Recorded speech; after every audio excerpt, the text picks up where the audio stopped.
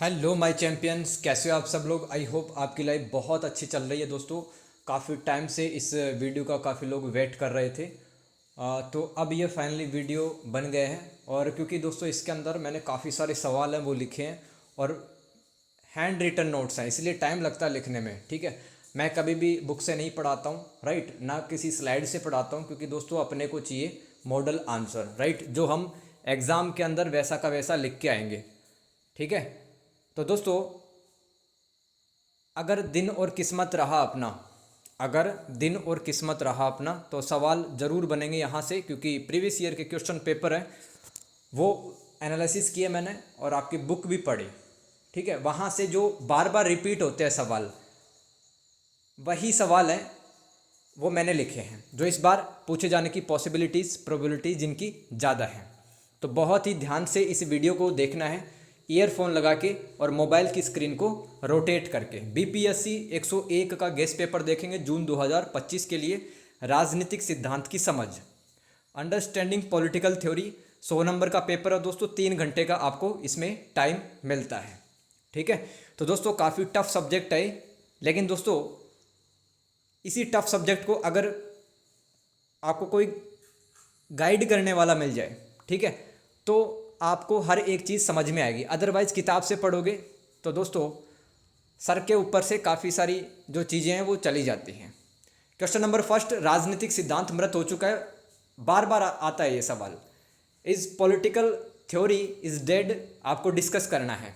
मृत मतलब क्या राजनीतिक सिद्धांत मर गए हैं, क्या विचारधाराएं मर गई हैं। अब समाज के अंदर अरस्तु, हीगेल और प्लेटो के टाइम पर दोस्तों, आज से लगभग 2-2.5 हज़ार साल पहले जो विचारधाराएं आती थी, क्या वो अब नहीं आती? क्या अब राजनीति विज्ञान में ऐसे दार्शनिक नहीं बचे क्या? क्या पॉलिटिकल थिंकर अब नहीं है क्या? बिल्कुल हैं, लेकिन वो समाज से कट गए हैं। तो इसी के कॉन्टेक्स्ट में कहा जा रहा है राजनीतिक सिद्धांत अब मर गए हैं, यानी कि समाज के अंदर ऐसे कोई विचार नहीं आए जिन्होंने व्यापक स्तर पर कोई क्रांति फैला दी हो। ऐसे ही लिखना है दोस्तों। इस सोच को अल्फ्रेड कोबेन 20वीं सदी के मध्य में लेके आए थे। राजनीतिक सिद्धांत मृत हो चुका, क्योंकि अल्फ्रेड कोबेन ने एक लेख लिखा था 1953 में, राजनीतिक सिद्धांत मृत हो चुका है।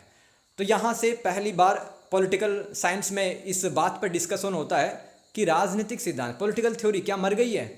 उन्होंने कहा राजनीतिक सिद्धांत कोई एक प्रगतिशील विज्ञान नहीं है, यानी कि ठहराव सा आ गया है। देखो मैं आपको बता देता हूँ, समझ में नहीं आ रहा तो थोड़ा सा पैसेंस बनाए रखो और एक शांत सी जगह में बैठ जाओ। इस वीडियो को आपको 5 बार देखना है। जब भी आपको इसको वीडियो मिला, अगर आपके पास टाइम कम है तो 1.5 की स्पीड में देख सकते हो, लेकिन 5 बार देखोगे तभी समझ में आएंगी चीज़ें।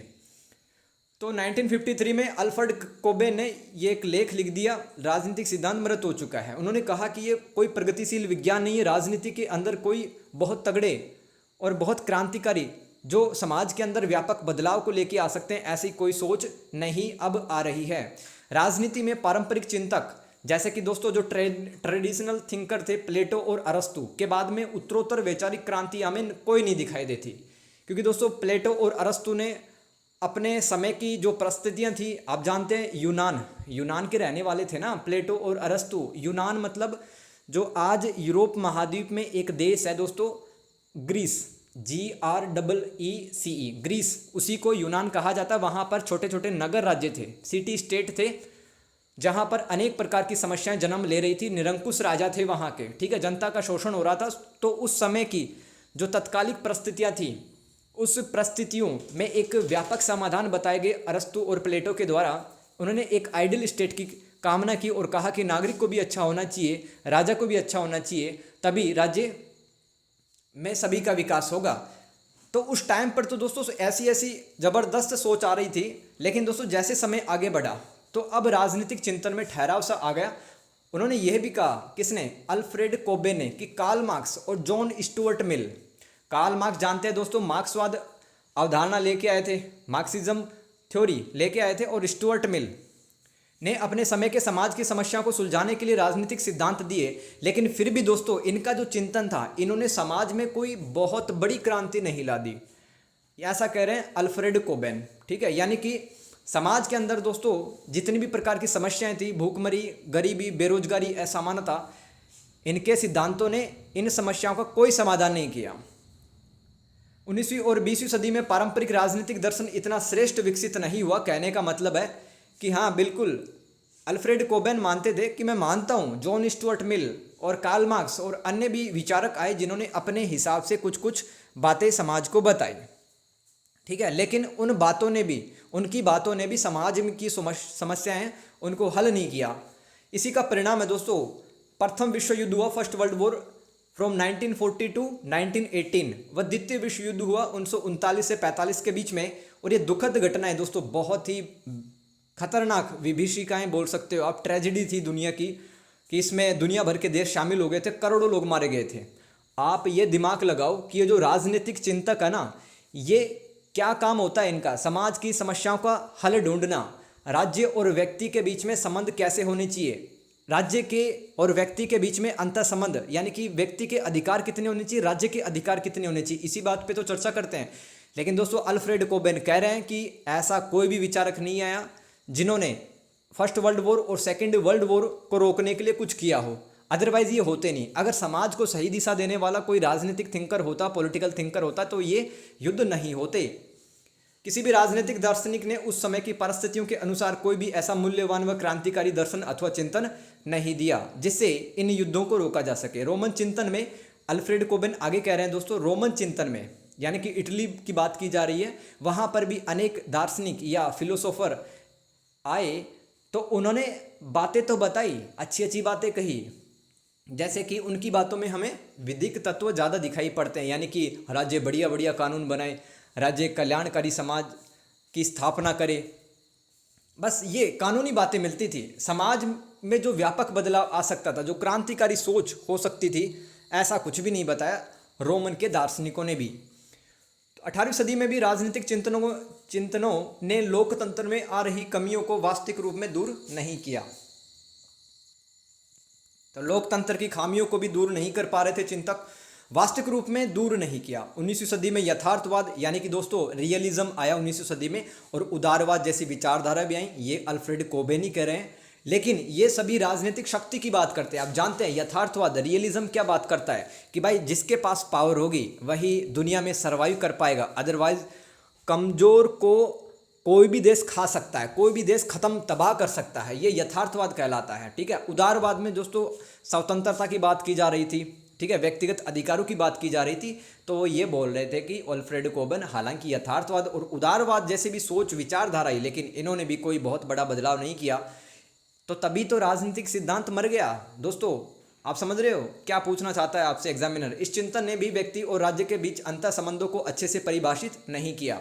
20वीं सदी में रसेल व मॉर्गनथाउ ने राजनीति विज्ञान में सशक्त हस्तक्षेप किया, यानी कि दोस्तों मॉर्गनथाउ आप जानते हैं, इन्होंने यथार्थवाद से रिलेटेड कुछ चीज़ें बताई थी, जैसे कि एक राज्य को अपनी सुरक्षा खुद करनी होगी, मतलब इस तरह की बातें करते थे। लेकिन समाज की जो प्रॉब्लम्स है अभी भी सॉल्व नहीं हो पा रही थी। हस्तक्षेप यानी कि इंटरवेंशन, लेकिन इनका चिंतन अभी भी कोई क्रांतिकारी नहीं था। अरस्तु व प्लेटो ने वास्तव में प्राचीन यूनान के समाज की समस्याओं को हल किया। अरस्तु एक आदर्श राज्य की कल्पना करते हैं, एक आइडियल स्टेट की, कि वो तो राज्य जो है वो भगवान का एक गिफ्ट है, वो तो ईश्वर की तरफ से दिया हुआ एक गिफ्ट है, ऐसा कह रहे अरस्तु, जहाँ एक नागरिक को नैतिक रूप से भी अच्छा होना चाहिए। 20वीं सदी के राजनीतिक चिंतकों का चिंतन शुद्ध रूप से बौद्धिक था, वे समाज से कटे हुए थे, यानी कि दोस्तों बहुत सारे इंटेलिजेंट पर्सन तो थे, इंटेलेक्चुअल्स थे, लेकिन वो समाज से कटे हुए थे, उनको समाज की वास्तविक समस्याओं का कोई अंदाजा नहीं था। वो सिर्फ बहुत ही बौद्धिकता यानी कि जो बहुत ही इंटेलेक्चुअल बातें होती हैं बुद्धिमानी की, वो सब कर रहे थे, लेकिन उनसे कोई प्रॉब्लम सोल्व नहीं हुई। डेविड ईस्टन का क्या कहना दोस्तों, डेविड ईस्टन जैसे कि अल्फ्रेड कोबेन बताया है, इन्होंने भी कहा राजनीतिक सिद्धांत मर गए हैं। डेविड ईस्टन ने भी कहा कि राजनीतिक सिद्धांत अब मर गए हैं। 19वीं और 20वीं सदी में जो भी राजनीतिक सिद्धांत आए वो सभी ऐतिहासिकता के गुलाम थे।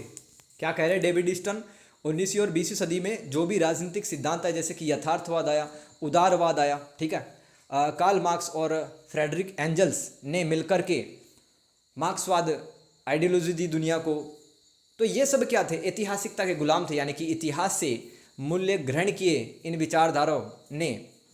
इन दार्शनिकों का चिंतन वैज्ञानिक था, इन्होंने ऐतिहासिक मूल्यों को ग्रहण करके सिद्धांत बनाए थे व उन्हें समाज पर थोप दिए, यानी कि इतिहास से कुछ मूल्य कुछ मूल्य उन्होंने सीखे। मूल्य क्या होते हैं? जैसे कि समानता, बंधुत्व यानी कि फ्रेटर्निटी, भाईचारा, स्वतंत्रता, अधिकार, ये सब क्या होते हैं? वैल्यू होते हैं, मूल्य होते हैं राजनीतिक विज्ञान में। तो उन्होंने सिर्फ क्या किया कि इतिहास से मूल्य उठाए और उनको एक सिद्धांत या विचारधारा बनाकर समाज पर थोप दिया, लेकिन उन सिद्धांतों से कुछ नहीं हुआ ज़्यादा। दांते जर्मिनो ये भी कह रहे हैं कि भाई पॉलिटिकल थ्योरी अब डेड हो चुकी है। नए दार्शनिक राजनीतिक सिद्धांत को अंततः विचारधारा में बदल देते हैं, उसे समाज पर थोप देते हैं, जैसे कि साम्यवादी विचारधारा। दोस्तों दांते जर्मिनो क्या कह रहे हैं कि भाई शुरुआत के अंदर तो सिद्धांत लेके आते हैं राजनीतिक दार्शनिक, लेकिन वो जो सिद्धांत है वो अंत में विचारधारा बन के रह जाती हैं, वो सिर्फ एक ख्याल बन के रह जाते हैं। तो जब सिद्धांत विचारधारा में बदल जाए, जब कोई भी थ्योरी आइडियोलॉजी में बदल जाए, तो वो समाज की समस्याओं को सॉल्व नहीं कर पाएगा। तो वास्तव में दोस्तों ये सब किसकी तारीफ कर रहे हैं? अरस्तु की कर रहे हैं, हीगेल की कर रहे हैं, प्लेटो की कर रहे हैं, क्योंकि उन्होंने क्या बताया था? राज्य और नागरिक के बीच में अंतर संबंध बताए थे। हाँ ठीक है, राज्य और समाज के बीच में अंतर संबंध बताए थे और व्यक्ति के बारे में बताए थे। ठीक है, तो इस तरह की बातें करते थे अरस्तु, हीगेल और प्लेटो, और वास्तव में उस समय की समस्याओं को उन्होंने सोल्व भी किया था। मैक्स वेबर भी आ गए हैं, अब ये भी कह रहे हैं कि भाई पॉलिटिकल थ्योरी डेड हो चुकी है। नए राजनीतिक चिंतन में तथ्य तथा मूल्य को बहुत ज़्यादा अलग करके देखा नहीं गया, इसी वजह से राजनीतिक सिद्धांत मृत हो चुके। मैक्स वेबर क्या कह रहा है दोस्तों, मैं आपको बताता हूँ। मूल्य तो मैंने आपको बता दिया है क्या होता है मूल्य, और तथ्य क्या होता है पॉलिटिकल साइंस में, मैं आपको बताता हूँ। जैसे कि अमेरिका में बेरोजगारी की दर 5% है, ये क्या हो गया? तथ्य हो गया, फैक्ट हो गया एक। और मूल्य क्या है कि समानता हमारा एक मौलिक अधिकार है, ये क्या हो गया? ये मूल्य हो गया दोस्तों। ठीक है, तो इनको बहुत ज़्यादा अलग करके नहीं देखा गया, मैक्स वेबर कह रहे हैं, इसलिए राजनीतिक सिद्धांत मर गए। निष्कर्ष क्या लिख सकते हो आप? एक बेहतर आंसर के लिए आपको बहुत ही तगड़ा कंक्लूजन लिखना होता। कोबेन, स्टंड, दांते, वेबर ने Jeremy Bentham, Rousseau, Stuart Mill, Marx, Laski के कार्यों को सराहा। देखो कोबेन, स्टंड, दांते और वेबर ये क्या कह रहे थे? राजनीतिक सिद्धांत मर गया है, लेकिन फिर भी इन्होंने कहा कि भाई कुछ ऐसे विचारक आए समय के साथ, जैसे कि जर्मी बेंथम, इन्होंने क्या कहा था? अधिकतम लोगों का अधिकतम सुख। Rousseau, Stuart Mill, Karl Marx और जॉन लॉस्की के कार्यों को अप्रिशिएट किया, सराहा, लेकिन कहा कि इन सभी के चिंतन समाज की समस्याओं को हल नहीं कर पा रहे थे। दोस्तों समझ गए हो? नहीं समझो तो वीडियो को एक बार देखो, 2 बार देखो, तब भी नहीं समझ में आए तो कमेंट कर देना अब। ठीक है, मैं आपको ज़रूर से रिप्लाई करूँगा। राइट, क्वेश्चन नंबर 2 ऐसे ही सवाल आएंगे वहाँ पर पेपर में। राजनीतिक सिद्धांत के पुनः उत्थान, रिवाइवल ऑफ पॉलिटिकल थ्योरी। दोस्तों इन दोनों सवालों में से एक सवाल मिल सकता है, क्योंकि दिसंबर में ना तो ये पुनः उत्थान वाला पूछा गया था, ना राजनीतिक सिद्धांत मृत हो चुका है वो पूछा गया था। और एक और बात कह दूं कि भाई दिसंबर 2024 की वीडियो है, वो मैंने सोल्व करवा रखी है ऐसे हैंड रिटन नोट्स बना करके। तो कैसे लग रहा है पहले तो ये बताओ, हैंड रिटन नोट्स ठीक है, क्या आपको बेटर तरीके से समझ में आ रहा है? क्योंकि यार मेरे को किताब से बहुत कुछ कम समझ में आता है। राइट, इसलिए मैं सिर्फ टॉपिक पढ़ता हूँ और फिर अपने हिसाब से रिसर्च करके मैं लिखता हूँ नोट्स वगैरह। तो कैसा लग रहा है पढ़ना? मेरे को ज़रूर फीडबैक भी देना। राजनीतिक सिद्धांत के पुनः उत्थान की चर्चा करें। 1850 से पहले दोस्तों क्या बातें चल रही थी? बहुत ज़्यादा वैज्ञानिकता आ गई थी, है ना। हमारा जो पारंपरिक चिंतन था वो खो गया था, यानी कि हम राज्य और नागरिक के बीच में जो अंतर संबंध होते हैं वो हम नहीं पढ़ रहे थे। हमारे जो राजनीतिक चिंतक थे वो व्यक्ति पर ज़्यादा ध्यान नहीं दे रहे थे, वो समाज और राज्य के बीच में संबंध कैसे होने चाहिए उन पर भी ज़्यादा ध्यान नहीं दे रहे थे। यानी कि जो हमारा पारंपरिक चिंतन था उससे हम कट गए और बहुत ही ज़्यादा इंटेलेक्चुअल, बहुत ही ज़्यादा होशियार लोग आ गए, वो सिर्फ कुछ मूल्य ले रहे थे इतिहास से।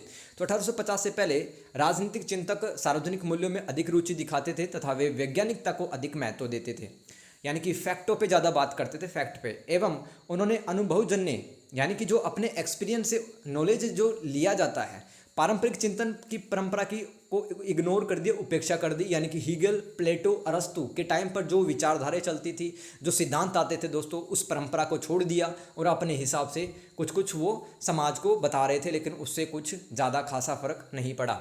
20वीं सदी में चार्ल्स मरियम ने एक नए राजनीतिक में एक नए चिंतन की शुरुआत की। यानी कि दोस्तों चार्ल्स मरियम ने 20वीं सदी में एक नई प्रकार की चिंतन की शुरुआत की। उन्होंने कहा कि व्यवहारिक अध्ययन से प्राप्त हमें जो तथ्य प्राप्त होते हैं उनका निष्कर्ष निकाल कर ही सच्चे राजनीतिक चिंतन की दिशा में आगे बढ़ सकते हैं। यानी कि दोस्तों व्यवहारिक अध्ययन क्या होगा, जब आप वास्तव में समाज की समस्याओं को समझेंगे, आप फैक्ट उठाएंगे। फैक्ट अभी बताया था ना, जैसे कि अमेरिका में बेरोजगारी की दर, अनएम्प्लॉयमेंट की जो रेट है वो 5% है, बेरोजगारी दर 5% है। ये तथ्य हो गया। तो भाई इस तथ्य से आपको निष्कर्ष निकालना है कि भाई बेरोजगारी दर 5% क्यों है, ये कम क्यों नहीं हो सकती, सरकार को क्या करना चाहिए बेरोजगारी को दूर करने के लिए, और उस बेरोजगारी को दूर करने के लिए किस प्रकार के राजनीतिक सिद्धांत लाए जा सकते हैं सच्चे मायने में, तभी हम ला पाएंगे अच्छा चिंतन। 1969 में डेविड ईस्टर ने अमेरिका में एक भाषण में कहा कि हमें राजनीतिक चिंतन में बहुत अधिक वैज्ञानिकता पर भी ध्यान नहीं देना चाहिए। दोस्तों ऐसा ही हो रहा था 1850 से पहले। तभी तो ये जो मैक्स वेबर थे, डेविड ईस्टन थे, अल्फ्रेड कोबेन थे, इन्होंने कहा कि भाई राजनीतिक सिद्धांत अब मर गए।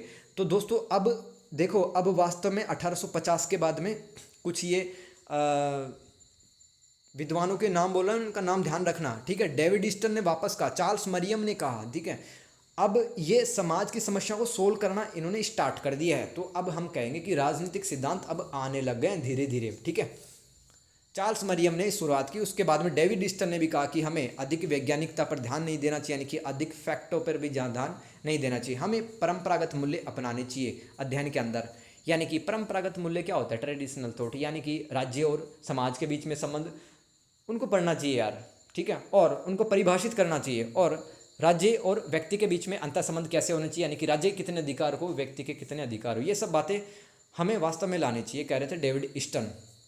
माइकल ऑकशॉट भी आए दोस्तों। माइकल ऑकशॉट, हमें राजनीतिक चिंतन में अब वैज्ञानिकता के साथ अनुभवजन्य पारंपरिक चिंतन के गुणों का संयोजन करना चाहिए, यानी कि मिलाना चाहिए। भाई हम वैज्ञानिकता तो बहुत अच्छी बात है, साइंटिफिक टेम्परामेंट हो आपका समाज की समस्या को सोल्व करने के लिए, तो बहुत बढ़िया बात है। लेकिन साथ में दोस्तों आपके जो अनुभव के विचार होते हैं, आपकी जो परंपराएं थी चिंतन की, पॉलिटिकल साइंस में इतने तगड़े तगड़े ये फिलोसॉफीज बनी, ठीक है, और सिद्धांत वगैरह बने, तो उस परंपराओं को भी अपनाना चाहिए। डेविड मिलर कह रहे हैं दोस्तों, ये क्रिकेट वाला नहीं है, डेविड मिलर एक पॉलिटिकल साइंस के एक थिंकर है। इन्होंने कहा 1960 और 70 में मूल्यपरक चिंतन अब राजनीति में लौट रहा है। यानी कि अब मनुष्य के बारे में, मनुष्य व समाज के बारे में तथा मनुष्य व राज्य के अंतः संबंध, यानी कि अभी बताया दोस्तों राज्य के कितने अधिकार और राज्य की कितनी सीमा होनी चाहिए, राज्य को क्या दखल अंदाजी करनी चाहिए क्या व्यक्ति के जीवन में, यही ये होता है राज्य और व्यक्ति के बीच में अंतः संबंध पे ध्यान देना चाहिए, डेविड मिलर कह रहे हैं। जॉन रॉल्स काफ़ी ज़्यादा फेमस है पॉलिटिकल साइंस में। 1970 के दशक के अंत में इन्होंने अपनी किताब थ्योरी ऑफ जस्टिस, जस्टिस का मतलब न्याय, ठीक है, थ्योरी का मतलब सिद्धांत, तो इन्होंने एक किताब लिख दी। तो उसमें न्याय के बारे में काफ़ी महत्वपूर्ण विचार दिए थे दोस्तों। अब आप देख रहे हो जैसे कि जॉन रॉल्स आए, डेविड मिलर आए, माइकल ऑकशॉट आए, डेविड ईस्टन आए और चार्ल्स मरियम आए। तो वास्तव में हम कहेंगे कि अब राजनीति विज्ञान में ऐसे कुछ चिंतन हमें देखने के लिए मिलता है कि हम कहेंगे कि भाई अब तो समाज की जो समस्याएं हैं थोड़ी थोड़ी सोल्व हो रही है, क्योंकि न्याय के सिद्धांत आए। लोगों ने कहा कि वैज्ञानिकता के साथ में आप पारंपरिक चिंतन को अपनाओ, ठीक है। नव कांटियन उदारवादी, दोस्तों ये कौन होते हैं नव कांटियन उदारवादी? देखो कांट नाम से एक विद्वान रहे हैं पॉलिटिकल साइंस में, ठीक है। उनके दुनिया से गुजर जाने के बाद में जो उनकी बातों को फॉलो करते हैं वो कहलाए नव कांटियन उदारवादी, ठीक है, समझ में आ गया। इन्होंने कांट को आधार बनाकर, यानी कि जो विद्वान कांट थे उनकी बातों को आधार बनाकर राजनीति चिंतन में समानता एवं स्वतंत्रता को जोड़ दिया। यानी कि दोस्तों व्यक्ति के राज्य के अंदर समानता होनी चाहिए, यानी कि गरीबी अमीरी का कोई भेद ना हो। स्वतंत्रता को भी जोड़ दिया, यानी कि एक इंसान की जो इंडिविजुअल की जो लिबर्टी है, स्वतंत्रता, वो भी उसके लिए काफ़ी ज़्यादा मायने रखती है। सोचो आप घर के अंदर अगर आपको कोई बांध कर रखे, बाहर ना निकलने दे, कैसा लगेगा? कैसा लगेगा? लाइफ बेकार लगेगी ना। तो ये कह रहे हैं कि भाई समानता और स्वतंत्रता ये भी राजनीतिक चिंतन में होना चाहिए, नव कांटियन उदारवादी। नॉजिक एक विद्वान है दोस्तों, वो क्या कह रहे हैं, इन्होंने जॉन रॉल्स के न्याय की सोच को अच्छा बताकर इन्होंने क्या कहा कि भाई बहुत मैं खुश हूँ क्योंकि जॉन रॉल्स ने क्या लिखा है, एक थ्योरी ऑफ जस्टिस नाम की किताब लिखी, उन्होंने न्याय को महत्वपूर्ण बताया है, ये कह रहे हैं नॉजिक। लेकिन उन्होंने क्या कहा कि भाई सपोज दैट राज्य न्याय को स्थापित करते करते, न्याय के लिए नियम बनाते बनाते कहीं वो व्यक्तियों की स्वतंत्रता से खिलवाड़ ना कर दे, ये मेरे को थोड़ा सा यहाँ पे डाउट लग रहा है। ये नॉजिक बोल रहे हैं, ठीक है। तो नॉजिक क्या कह रहे हैं कि भाई सुधारात्मक आलोचना उन्होंने की, किसकी? जॉन रॉल्स के सिद्धांत की और उन्हें कहा राज्य न्याय स्थापित करते करते कई नागरिकों के अधिकार व स्वतंत्रता ही ना छीन ले, साथ ही राज्य का सीमित हस्तक्षेप होना चाहिए। हस्तक्षेप यानी कि इंटरवेंशन, यानी कि राज्य मतलब यहाँ पे देश है, राज्य का मतलब राजस्थान महाराष्ट्र नहीं है, राज्य का मतलब देश। तो देश का काम क्या होगा, सरकार का काम होगा कि वो बाजार के अंदर और राज्य के अंदर कम से कम इंटरवेंशन करे, कम से कम दखल अंदाजी करे। इंसान की लाइफ में क्या चल रहा है उसको कोई मतलब नहीं रहना चाहिए। तो जो नोजिक हैं दोस्तों, विद्वान नोजिक, वो क्या मानते हैं, न्याय से भी ज़्यादा स्वतंत्रता मायने रखती है, महत्व रखती है। समुदायवादी अब आए कम्युनिटेरियनिज्म। माइकल सैंडल और चार्ल्स टेलर ये समुदायवादी थे। समुदाय का मतलब कम्युनिटी अथवा समाज। जैसे समुदायवादियों ने जॉन रॉल्स व नोजिक दोनों की ही आलोचना कर दी, आलोचना यानी कि क्रिटिसाइज कर दिया, कमियां निकाल दी। किसने, माइकल सैंडल और चार्ल्स टेलर ने। किसमें कमियां निकली, किसके विचार में, जॉन रॉल्स और नोजिक के विचार में। उन्होंने कहा हालांकि रॉल्स व नोजिक दोनों ही समुदाय की बेहतरी चाहते हैं, लेकिन इनकी सोच व्यक्तिवादी अधिक थी। समुदायवादियों ने व्यक्तिवादी अधिक थी, मतलब ये व्यक्ति इंडिविजुअल पर ज़्यादा बात करते थे, समुदाय पर ज़्यादा बात नहीं करते थे, क्योंकि समुदाय का भी तो भला होना चाहिए। समुदायवादियों ने हीगेल व अरस्तु के परंपरावादी चिंतन को सही ठहराते हुए कहा कि चिंतन में अब सामाजिक हित या सोशल गुड तथा अधिकारों को प्राथमिकता हमें देनी चाहिए। अब देखो, आप खुद ही देखो ना, कितने विद्वान आ गए, वो कैसी कैसी बातें बोल रहे, बढ़िया बढ़िया बात, ठीक है। नोजिक आ गए, माइकल सैंडल, चार्ल्स टेलर, मरियम आ गए। तो अब हम कहेंगे भाई राजनीति विज्ञान में ऐसे कुछ चिंतक या थिंकर आ रहे हैं कि वास्तव में समाज की समस्याओं को सोल्व कर रहे हैं। तो इसलिए मैंने कहा कि पुनः उत्थान हो रहा है राजनीति विज्ञान में। फ्रैंकफर्ट स्कूल, ये क्या है दोस्तों, जर्मनी का एक यूनिवर्सिटी है फ्रैंकफर्ट, ठीक है। वहाँ पर जो शोध करते हैं राजनीति विज्ञान में वो कहलाते हैं फ्रैंकफर्ट स्कूल के विद्वान। तो जैसे कि अडोर्नो और जुर्गेन हैबरमास, ये फ्रैंकफर्ट स्कूल्स के विद्वान रहे, स्कॉलर रहे। उन्होंने कहा कि हमें व्यवहारवाद को नहीं स्वीकार करना चाहिए, यानी कि हमें बहुत ज़्यादा वैज्ञानिकता पर ध्यान नहीं देना चाहिए, ये कह रहे हैं अडोर्नो और जुर्गेन हैबरमास। व्यवहारवाद दोस्तों, व्यवहारवाद क्या है कि इंसान के व्यवहार को आधार बनाकर जब समाज की समस्याएं सोल्व की जाती है वैज्ञानिकता के आधार पर, तो उसे कहते हैं व्यवहारवाद। बिहेवियरलिज्म, इसको पॉलिटिकल साइंस में थॉट कहते हैं, ठीक है। एक प्रकार का सोच है व्यवहारवाद। सेकेंड ईयर में मिलना आप, ठीक है। सेकेंड ईयर के अंदर मैं आपको पढ़ाऊँगा। अभी टाइम नहीं था यार, पिछले 1.5-2 महीने से मैं गेस्ट पेपर और प्रीवियस ईयर पेपर ही अपलोड कर रहा हूँ, क्योंकि कॉन्सेप्ट क्लास का थोड़ी टाइम है ये, ठीक है। तो किसी को अगर हैंड रिटन नोट से पढ़ना पसंद है तो बिल्कुल आना। आगे चलते हैं। क्वेश्चन नंबर 3, प्रतिनिधि लोकतंत्र के सिद्धांतों की व्याख्या करें। रिप्रेजेंटेटिव डेमोक्रेसी के सिद्धांतों की व्याख्या करें। ध्यान देना दोस्तों, प्रतिनिधि लोकतंत्र एक ऐसी प्रणाली है, सबसे पहले डेफिनेशन लिख दो। प्रतिनिधि लोकतंत्र एक ऐसी प्रणाली है जिसमें नागरिक अपनी ओर से निर्णय लेने के लिए प्रतिनिधियों का चुनाव करते हैं। यानी कि दोस्तों, जैसे कि हमारी भारत की संसद में कितने लोग बैठे हैं भाई, लोकसभा के अंदर 550 के आसपास ना। तो भारत की जनसंख्या कितनी है, तकरीबन 1 अरब 30 करोड़ के आसपास है। तो भाई इतने लोग संसद थोड़ी पहुँच जाएंगे। तो हमने क्या कर रखा है कि हम कैंडिडेट चुनते हैं, हम प्रतिनिधि चुनते हैं, और वो हमारी तरफ से डिसीजन लेंगे। हम उनको राइट्स दे रहे हैं, है ना, हम उनको क्या दे रहे हैं, अधिकार दे रहे हैं कि भाई तुम हमारे ऊपर शासन कर सकते हो, ठीक है। बदले में तुम्हें क्या देना पड़ेगा, व्यवस्था बनाए रखनी पड़ेगी, सुरक्षा हमें देनी पड़ेगी। तो यही क्या कहलाता, प्रतिनिधि लोकतंत्र कहलाता है। समझ में आ गया। इसके कुछ सिद्धांत, प्रिंसिपल्स देखो। राजनीति शक्ति का अंतिम स्रोत जनता में निहित है, यानी कि जनता जिसे चाहेगी उसे ही सेलेक्ट करके वो विधायिका, यानी कि जहाँ पे कानून बनते वहाँ पर भेजेगी, जैसे कि लोकसभा, राज्य की विधानसभाएं। जो यह शक्ति अपने निर्वाचित प्रतिनिधियों को सौंपती है जनता। प्रत्येक नागरिक को चुनावी प्रक्रिया में समान अधिकार प्राप्त है।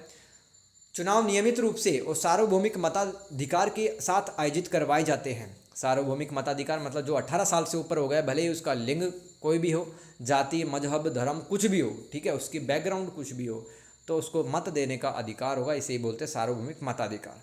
तथा वे दबाव या हेरफेर से मुक्त होते हैं। चुनाव किसकी बात की जा रही है, जिस देश के अंदर प्रतिनिधि लोकतंत्र पाया जाता है वहाँ पर क्या विशेषताएं पाई जाती है, वही मैं आपको बता रहा हूँ। भारत का एग्जाम्पल ले सकते हो, क्योंकि यहाँ पर बिना दबाव के, बिना हेरफेर के चुनाव है, निष्पक्ष रूप से आयोजित करवाए जाते हैं। निर्वाचित उम्मीदवार उन नागरिकों के प्रति उत्तरदायी या रिस्पॉन्सिबल होते हैं जिन्होंने उन्हें चुना है, और उन्हें अपने कार्य एवं निर्णयों के लिए हेतु जनता के प्रति जवाबदेह होना चाहिए। यानी कि जो हमारे नेता है ना, वो मनमर्जी कानून नहीं बना सकते, उनको जनता के प्रति रिस्पॉन्सिबल होना पड़ेगा, ठीक है, उनको ढंग के कानून लाना पड़ेगा। इसमें बहुसंख्यकों के अत्याचार को रोकने के लिए अल्पसंख्यक समूह के अधिकारों और हितों की रक्षा की जाती है। किसी भी देश में दोस्तों, अगर किसी धर्म के लोग ज़्यादा हैं तो वहाँ के नेताओं की रिस्पॉन्सिबिलिटी बनती है कि जिस धर्म के लोग कम हैं, ठीक है, संख्या में कम है, उनके हितों की रक्षा की जाए, उनके इंटरेस्ट की बातें की जाए। प्रत्येक वयस्क नागरिक को जाति, लिंग या सामाजिक आर्थिक स्थिति जैसे कारकों पर ध्यान दिए बिना मतदान का अधिकार होता है। भले ही कोई गरीब है, कोई अमीर है, कोई किसी भी जाति का है, ठीक है, चाहे कोई दलित भी है, राइट, तो उसको वोट देने का अधिकार होगा। कहाँ पर? प्रतिनिधि लोकतंत्र वाले देश के अंदर। चुनाव के अलावा नागरिक सार्वजनिक बहस यानी कि पब्लिक में डिबेट, पब्लिक प्लेस में डिबेट कर सकते हैं, टाउन हॉल बैठकों का आयोजन करवा सकते हैं, शांतिपूर्ण विरोध प्रदर्शन कर सकते हैं सरकार के खिलाफ, और ऐसा करके वो अपनी राजनीतिक अभिव्यक्ति को सामने रख सकते हैं। अभिव्यक्ति यानी कि एक्सप्रेस करना, अपने पॉलिटिकल थॉट एक्सप्रेस करना, सरकार को बताना कि भाई हमारे मांगे पूरी करो। सरकार की शक्ति कानून और कानूनी प्रक्रियाओं द्वारा सीमित होती है जो मनमानी शासन को रोकती है। यानी कि संविधान के अंदर जिस तरह से चीज़ें लिखी हुई है वैसे ही कानून सरकार लेके आएगी। ऐसा नहीं कि निरंकुश हो जाए, अत्याचारी हो जाए सरकार। नागरिकों के लिए सरकारी कार्यों को चुनौती देने तथा शिकायतों के निवारण हेतु एक तंत्र मैकेनिज्म होता है। जिस देश के अंदर प्रतिनिधि लोकतंत्र होता है ना, जनता को कोई भी शिकायत होती है तो वहाँ पर एक ऐसा सिस्टम या ऐसा मैकेनिज्म, एक ऐसा तंत्र होता है जो कि शिकायत को सोल्व करता है। क्वेश्चन नंबर 4, प्रतिनिधित्व के विभिन्न सिद्धांतों पर विस्तार से चर्चा करें। दोस्तों 10 नंबर का भी सवाल बन सकता है क्योंकि यहाँ से कुछ भी पूछा जा सकता है, जैसे कि रूढ़िवादी सिद्धांत क्या है, उदारवादी सिद्धांत क्या है, अतिवादी सिद्धांत क्या है, ये भी हमारे लिए इम्पोर्टेंट है। तो प्रतिनिधित्व का मतलब तो जान ही गए कि आप अपनी तरफ से निर्णय लेने के लिए जब विधायिका में अपने कैंडिडेट को चुन करके भेजते हो तो आप उसको क्या कहते हैं? प्रतिनिधित्व कहते हैं। उसके विभिन्न सिद्धांत हैं रिप्रेजेंटेशन के। पहला है प्रतिक्रियावादी, दूसरा रूढ़िवादी, तीसरा उदारवादी सिद्धांत, चौथा है अतिवादी सिद्धांत या कट्टरपंथी एक्सट्रीमिज्म। पहला दोस्तों देखते हैं ये क्या सवाल है, रट लो इसको, सवाल को रट लो तभी तो आंसर रटोगे। प्रतिनिधित्व के विभिन्न सिद्धांतों पर विस्तार से चर्चा करें। भाई करेंगे चर्चा। पहला इसमें देखते हैं टॉपिक प्रतिक्रियावादी सिद्धांत। इसके अनुसार नेताओं के पास श्रेष्ठ ज्ञान और बुद्धि है। नेता लोगों के सर्वोत्तम संरक्षक है, यानी कि जनता को अगर कोई भी समस्या आती है तो नेताओं के पास में इतना ज्ञान, इतना विवेक, विजडम उनके पास में नॉलेज है कि भला कर सकते हैं लोगों का, लेकिन कितना ही कर पाते हैं वो, इससे सभी वाकिफ़ हैं। इसमें जनता नीति निर्माण में सीमित भूमिका निभाती है। नीति निर्माण क्या होता है? सरकार अगर कोई कानून बना के लेके आती है तब लोगों से कम पूछती है कि भाई कैसा लग रहा है तुम्हें कानून, इसके अंदर क्या बदलाव होने चाहिए। तो किसी भी देश में अगर प्रतिनिधि लोकतंत्र का प्रतिक्रियावादी सिद्धांत प्रचलित है, वहाँ पर ये सिद्धांत चलता है, तो वहाँ की सरकारें जनता से नहीं पूछती हैं कि हम कैसे नीतियाँ बनाएं। शासक वर्ग वर्तमान सामाजिक प्रवृत्तियों और परिवर्तन के प्रति आक्रोशित रहता है तथा शासक पुरानी व्यवस्था व नियमों को स्थापित करना चाहते हैं। और इस बात को बताने के लिए दो विद्वान थे, थॉमस हॉब्स और हैमिल्टन।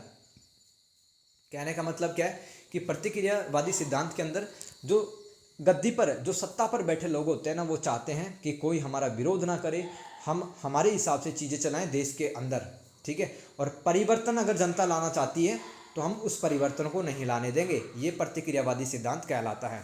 रूढ़िवादी सिद्धांत, कंजर्वेटिव थ्योरी, तो ये क्या है पॉलिटिकल साइंस में, है ना। इसमें प्रतिनिधि जनता को प्रभावी रूप से नियंत्रण में रखा जाता है। इसमें प्रतिनिधि क्या करता है? जनता को कंट्रोल में रखता है। प्रतिनिधि यानी कि आपने जिसको सेलेक्ट करके भेजा है संसद के अंदर, वही कंट्रोल करता है जनता को। नीति निर्माण एवं निर्णय प्रक्रिया में जनता की भागीदारी नहीं होती है ना, बिल्कुल भी नहीं होती है। भाई नीति निर्माण समझ गए हो ना क्या मतलब? नीति का मतलब पॉलिसी, और निर्णय प्रक्रिया यानी कि जो डिसीजन मेकिंग, सरकार निर्णय लेती है किसी भी कानून के ऊपर, किसी भी मुद्दे के ऊपर, तो वहाँ पर जनता से बिल्कुल भी नहीं पूछा जाता है उस देश के अंदर जहाँ पर रूढ़िवादी सिद्धांत है वो प्रचलित है। समझ में आ गया? इसमें अभिजात्य वर्ग यानी कि जो एलाइट क्लास के लोग होते हैं, जो अमीर लोग होते हैं, बिजनेसमैन क्लास के लोग, अभिजात्य वर्ग में से ही किसी एक विशिष्ट प्रतिनिधि को चुना जाता है। यानी कि अमीरों में से ही किसी एक को चुन लिया, वही उस देश को चलाता है। फिर जो सरकार के सभी आदेशों का पालन करता है ना, सरकार जो भी कहेगी वो करेगा। अगर चुना हुआ प्रतिनिधि कहाँ से चुन के आ रहा है? जो अमीर लोग हैं वहाँ से सरकार ने एक प्रतिनिधि चुन लिया। अगर चुना हुआ प्रतिनिधि का शासन में प्रदर्शन अच्छा नहीं होता तो उसे बदला जा सकता है। और इस बात को बताने के लिए प्रमुख विद्वान थे रूढ़िवादी सिद्धांत को बताने वाले, एक तो एडमंड बर्ग थे और एक मैडिसन थे, ये भी याद रखना। उदारवादी सिद्धांत क्या? प्रतिनिधि लोकतंत्र में उदारवादी सिद्धांत, लिबरल थ्योरी। जॉन लॉक व थॉमस जेफरसन ने लोकतंत्र की सच्ची भावना को प्रस्तुत किया, यानी कि लोकतंत्र वास्तविक रूप में कैसा होना चाहिए, क्या ये जनता की समस्याओं को सोल्व कर पा रहा है, ठीक है, ऐसा बताया उन्होंने। लोकतंत्र को इस तरह से होना चाहिए, जॉन लॉक और थॉमस जेफरसन ने। राज्य की जनता अत्यंत बुद्धिमान है। उदारवादी सिद्धांत क्या कहता है कि भाई एक राज्य के अंदर, एक देश के अंदर रहने वाली जो पब्लिक है ना, बहुत होशियार है, बहुत इंटेलिजेंट है, एवं उन्हें समान अधिकार प्राप्त है हर क्षेत्र में, ताकि वे अपने प्रतिनिधियों को स्वतंत्र रूप से चुन सकें। अतः प्रतिनिधि भी जनता के कल्याण हेतु प्रतिबद्धता दिखाकर, प्रतिबद्धता यानी कि कमिटमेंट, जनता ने उसे चुना है ना, तो उसकी रिस्पॉन्सिबिलिटी क्या है, जनता के भले की बात करना, और ठोस निर्णय लेता है प्रतिनिधि, जिससे उसकी जवाबदेहिता सुनिश्चित होती है। जवाबदेहिता यानी कि रिस्पॉन्सिबिलिटी। कट्टरपंथी सिद्धांत क्या, रेडिकल थ्योरी इन पॉलिटिकल साइंस, यह सवाल उठाता है कि क्या प्रतिनिधि लोकतंत्र, संप्रभुता और भागीदारी के आदर्शों को पूरा करता है। यानी कि दोस्तों, लोकतंत्र में जितनी भी अच्छी बातें लिखी हुई है, समान न्याय, समान अवसर, ठीक है, बंधुत्व, ये सब लोकतंत्र की विशेषताएं होती हैं। क्या वो नेता है वो इन बातों को पूरा कर पा रहा है, यह निर्णय लेने की प्रक्रिया में नागरिकों की भागीदारी और विचार विमर्श को बढ़ाने की वकालत करते हैं। कट्टरपंथी क्या कहते हैं कि भाई जब भी सरकार नीति नियम बनाएगी, कानून बनाएगी, तो जनता को पूछेगी। कट्टरपंथियों का लक्ष्य मौजूदा सामाजिक और राजनीतिक पदानुक्रमों को चुनौती देना है। पदानुक्रम क्या होते हैं, हायरार्की, संरचनाएं होती हैं, ठीक है, कि भाई अमीर लोग है ना, उनकी ज़्यादा ना चले और सबको शामिल किया गया। मजदूरों से ही पूछा जाए कि भाई ये कानून कैसा लग रहा है, सभी को पूछा जाए। जनता अपनी मांगें पूरा करने के लिए सरकारों से संघर्ष कर सकती है, आंदोलन व धरना प्रदर्शन कर सकती है, ये कह रहे हैं कट्टरपंथी सिद्धांत। सामाजिक और आर्थिक असमानता राजनीतिक समानता के सिद्धांत को कमज़ोर कर देती है। कहने का मतलब क्या है कि अगर समाज के अंदर काफ़ी ज़्यादा इनइक्वलिटीज़ रहती है, गरीबी और अमीरी काफ़ी ज़्यादा है, काफ़ी लोगों के पास में दाल रोटी नहीं है, काफ़ी लोगों के पास में तो कोठी बंगले हैं, ये कहलाती है असमानता, आर्थिक असमानता, ठीक है। सामाजिक असमानता किसे कहेंगे, यानी कि एक व्यक्ति तो काफ़ी पढ़ लिख गया, ऊंची जाति से है, वो काफ़ी पढ़ लिख गया, वो गरीब लोगों को बहुत ही हीन भावना से देखता है, सामाजिक दृष्टि से नीचे देखता है, तो उसे कहेंगे सामाजिक असमानता। तो ये सब कमज़ोर कर देती है राजनीतिक समानता को। क्वेश्चन नंबर 5, रॉल्फ मिलीबैंड का राज्य का दृष्टिकोण बताएं। रॉल्फ मिलीबैंड का राज्य का दृष्टिकोण बताएं। रॉल्फ मिलीबैंड एक प्रमुख राजनीतिक सिद्धांतकार तथा सामाजिक चिंतक थे। उन्होंने राज्य की समझ तथा राज्य की समाज में भूमिका को अच्छे से बताया। राज्य पर मिलीबैंड के विचार उनके मार्क्सवादी दृष्टिकोण से प्रभावित थे। तो कार्ल मार्क्स ने क्या कहा था कि वर्ग संघर्ष होता है किसके बीच में, अमीरों और मजदूरों के बीच में। यहीं से बातें सीखी रॉल्फ मिलीबैंड ने, और उन्होंने राज्य पर एक दृष्टिकोण लिख दिया। तो इसमें पहला हेडिंग लिखा हुआ, डियर आप, राज्य पूंजीपतियों के लिए एक साधन है, एक टूल है। पूंजीपति यानी कि जो बिजनेस क्लास के लोग हैं, जो बिजनेसमैन हैं।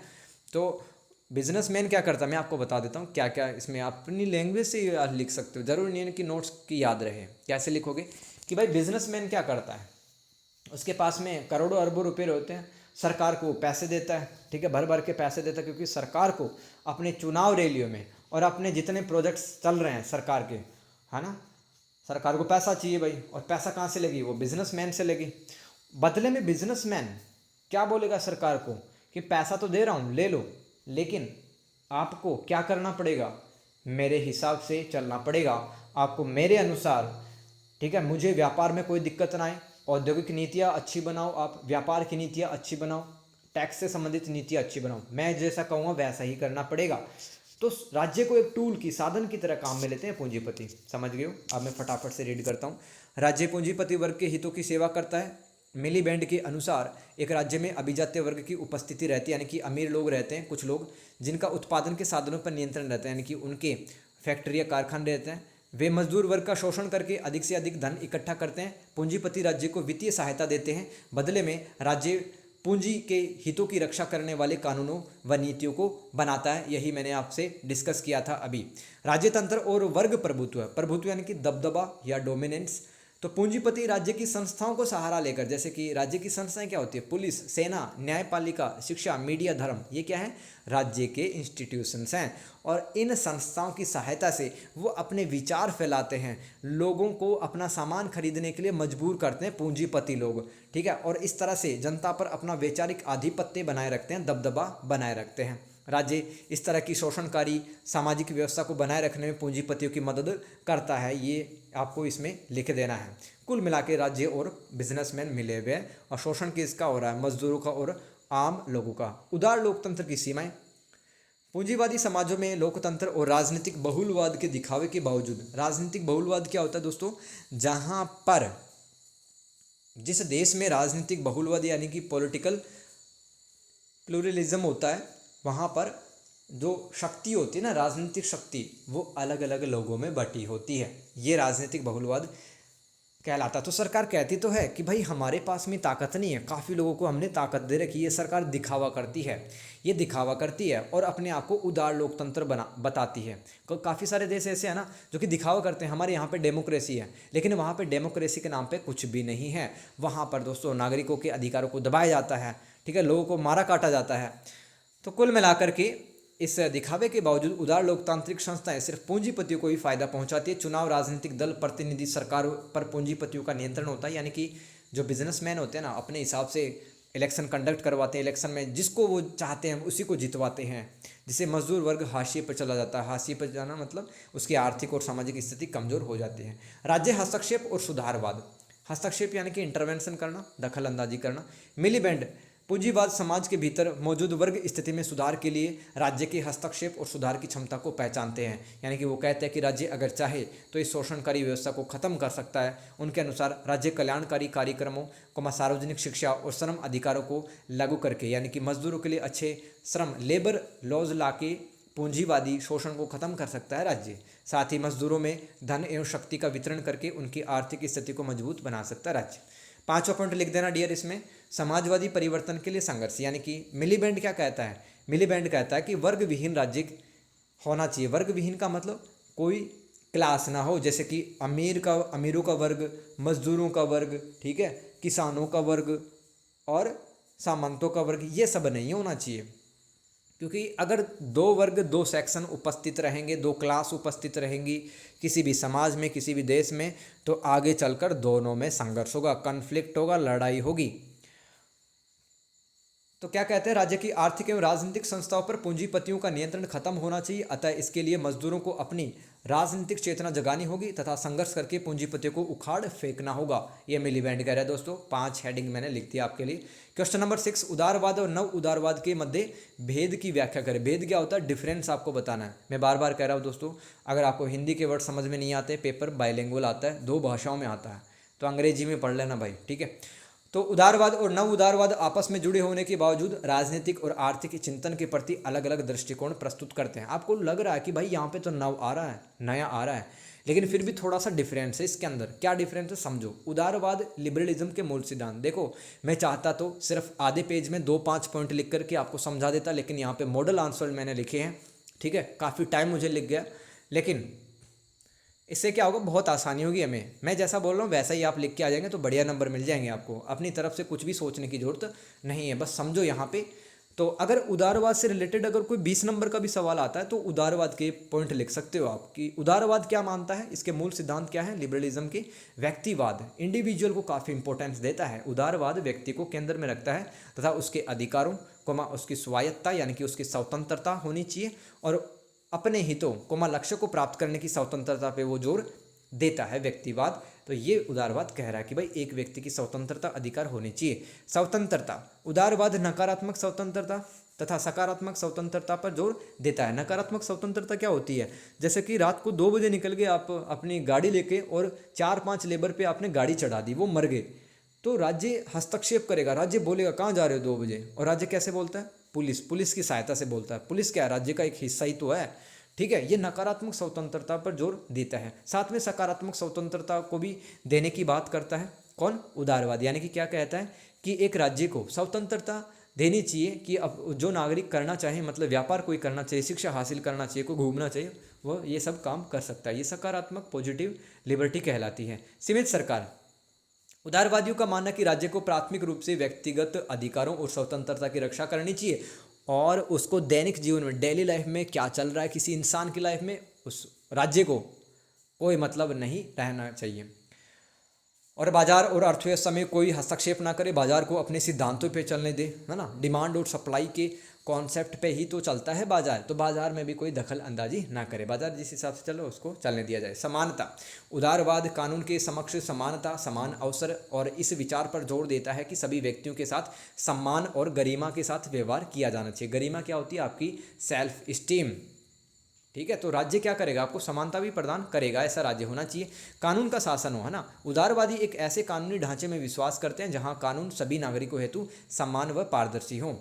शासितों की सहमति। देखो, एक तो होते हैं शासक जो हम पे शासन करता है, और शासक जिस पर शासन करता है उसको क्या कहते हैं, शासित कहते हैं। शासितों की सहमति होनी चाहिए। सरकारें अपनी वैधता शासितों की सहमति से प्राय लोकतांत्रिक प्रक्रियाओं के माध्यम से प्राप्त करती है। जैसे कि भाई हमने किसको चुना, हमने अपने विधायक को चुना, हमने अपने सांसद को यानी कि मेंबर ऑफ पार्लियामेंट को चुना, और हमारी सहमति तो है कि भाई तुम है ना हमारे इलाके की प्रॉब्लम्स को सॉल्व करोगे, हम ऐसे नहीं दे रहे वोट, एक एक वोट कीमती है। तो शासितों की सहमति से ही प्रतिनिधि चुने जाते हैं और जनता के कल्याण की बातें करते हैं। ऐतिहासिक संदर्भ यानी कि उदारवाद कहाँ से आया दोस्तों, उदारवाद निरंकुश राजतंत्र और अभिजात वर्गीय विशेषाधिकार के लिए एक चुनौती के रूप में ज्ञानोदय के दौरान उभरा था। ज्ञानोदय क्या है दोस्तों, एक टाइम पीरियड था, एक समय काल था ज्ञानोदय, यानी कि लोग ज्ञान हासिल कर रहे थे, लोग अंधकार से निकल के आ रहे थे अब, है ना। यूरोप में मध्यकाल जो 15वीं सदी के आसपास का टाइम है ज्ञानोदय का काल माना जाता है, ठीक है। तो उस टाइम से ही, उस टाइम के बाद में उदारवाद आया दोस्तों, और क्योंकि राजाओं ने काफ़ी शोषण किया यूरोप के अंदर। नव उदारवाद, अब नव उदारवाद देख लो। देखो, ऐतिहासिक संदर्भ में आपको प्रमुख चिंतक भी लिख देने हैं, जॉन लॉक और एडम स्मिथ। अब नव उदारवाद आया, नियो लिबरलिज्म। यह एक राजनीतिक और आर्थिक दर्शन है जो 20वीं सदी के उत्तरार्ध में उभरा। 20वीं सदी के उत्तरार्ध में मतलब दोस्तों यहाँ पे मैं बात कर रहा हूँ 1950 के बाद के टाइम की, और पूर्वार्ध क्या होता है, 1950 से पहले अगर मैं बात करता तो पूर्वार्ध हो जाता। तो मूल सिद्धांत क्या है नव उदारवाद के, मुक्त बाजार, फ्री मार्केट, उदारवादी बाजारों की विनियमन प्रकृति पे जोर देता है, यानी कि दोस्तों बाजार को अपने हिसाब से चलने दिया जाना चाहिए, राज्य हस्तक्षेप ना करे, और सरकारी हस्तक्षेप को न्यूनतम करता है। मुक्त प्रतिस्पर्धा से इष्टतम परिणाम प्राप्त होते हैं, यानी कि जिसके पास में टैलेंट होगा ना, मार्केट से वो पैसा बना के लेके जाएगा, सरकार को कुछ भी करने की आवश्यकता नहीं है, कंपटीशन होगा, अच्छे प्रोडक्ट बिकेंगे मार्केट के अंदर। निजीकरण, प्राइवेटाइजेशन, राज्य के स्वामित्व वाले उद्यमों, उद्यम क्या होते हैं, उद्योग या एंटरप्राइज, और सार्वजनिक सेवाओं का स्वामित्व है निजी संस्थाओं को हस्तांतरित करना एक प्रमुख पहलू है, जिसका उद्देश्य दक्षता बढ़ाना और सरकारी खर्चों को कम करना। जैसे कि हम नहीं सुन रहे, रेलवे का निजीकरण किया जा रहा है और बहुत सारी प्राइवेट कंपनियां आ गई, जैसे कि रिलायंस एक प्राइवेट कंपनी है ना भाई, टेलीकॉम सेक्टर में भी काम करती है, रिलायंस की सिम मोबाइल के अंदर डाल रखी है हमने, ठीक है। तो निजीकरण के माध्यम से ये जो प्राइवेट कंपनियाँ बढ़िया सेवाएँ दे रही हैं, और वास्तव में प्राइवेट कंपनियाँ दोस्तों सर्विसेज तो अच्छी देती है ना, तो ये निजीकरण में लिख देना। दक्षता बढ़ाना इनकी सर्विस अच्छी देती है। विनियमन यानी कि नियमों की सहायता से चलाना, व्यवसायों और उद्योगों पर सरकारी विनियमों को कम करना, यानी कि दोस्तों सरकार इनके लिए बहुत ज़्यादा कठोर कानून नियम ना बनाए। आर्थिक गतिविधि को प्रोत्साहित करके एक तरीके के रूप में देखा जाता है, यानी कि सरकार सिर्फ ऐसा काम करे कुछ कि आर्थिक माहौल बना दे, इन्वेस्टर्स को लाए, है ना, बाहर से पैसा कैसे भी आए उस देश में, लेकिन व्यवसाय किस तरह से काम कर रहा है, उसका व्यवसाय क्या होगा, है ना, कितना उत्पादन वो करेगा, सरकार को कोई मतलब नहीं रहने चाहिए, ना ही कठोर नियम बनाने चाहिए। मुक्त व्यापार, खुली सीमाओं को बढ़ावा देना और व्यापार बाधाओं को कम करना। खुली सीमा का मतलब भाई एक इंसान चाहे अमेरिका भेजे सामान, चाहे चीन भेजे, वो भेज सके, ठीक है। खुली सीमाओं को बढ़ावा देना, व्यापार से व्यापार की बाधाओं को कम करना एक मुख्य सिद्धांत है नव उदारवाद का, जो कि राष्ट्रों के बीच वस्तु, सेवाओं और पूंजी के प्रवाह को सुविधाजनक बनाता है। पूंजी यानी कि कैपिटल, यानी कि एक देश से दूसरे देश में पैसा आसानी से आ सकता है, ऐसी व्यवस्था सरकार करे। सरकारी खर्चे में कटौती, सरकार सामाजिक कार्यक्रमों में कम से कम खर्चा करे जिससे व्यक्तिगत जिम्मेदारी को बढ़ावा दिया जा सके। नव उदारवादी क्या मानते हैं कि इंसान को भी रिस्पॉन्सिबिलिटी लेनी चाहिए, यानी कि वो भी अपनी लाइफ में कुछ बढ़िया बेटर काम करे, काम धंधा कुछ करे, स्किल सीखे, ठीक है। राज्य की जिम्मेदारी क्या होगी, यहाँ पर कम से कम हस्तक्षेप वो करेगी, और एक इंसान खुद भी रिस्पॉन्सिबल बनेगा, तभी तो देश आगे बढ़ेगा भाई, ठीक है। आगे चलते हैं।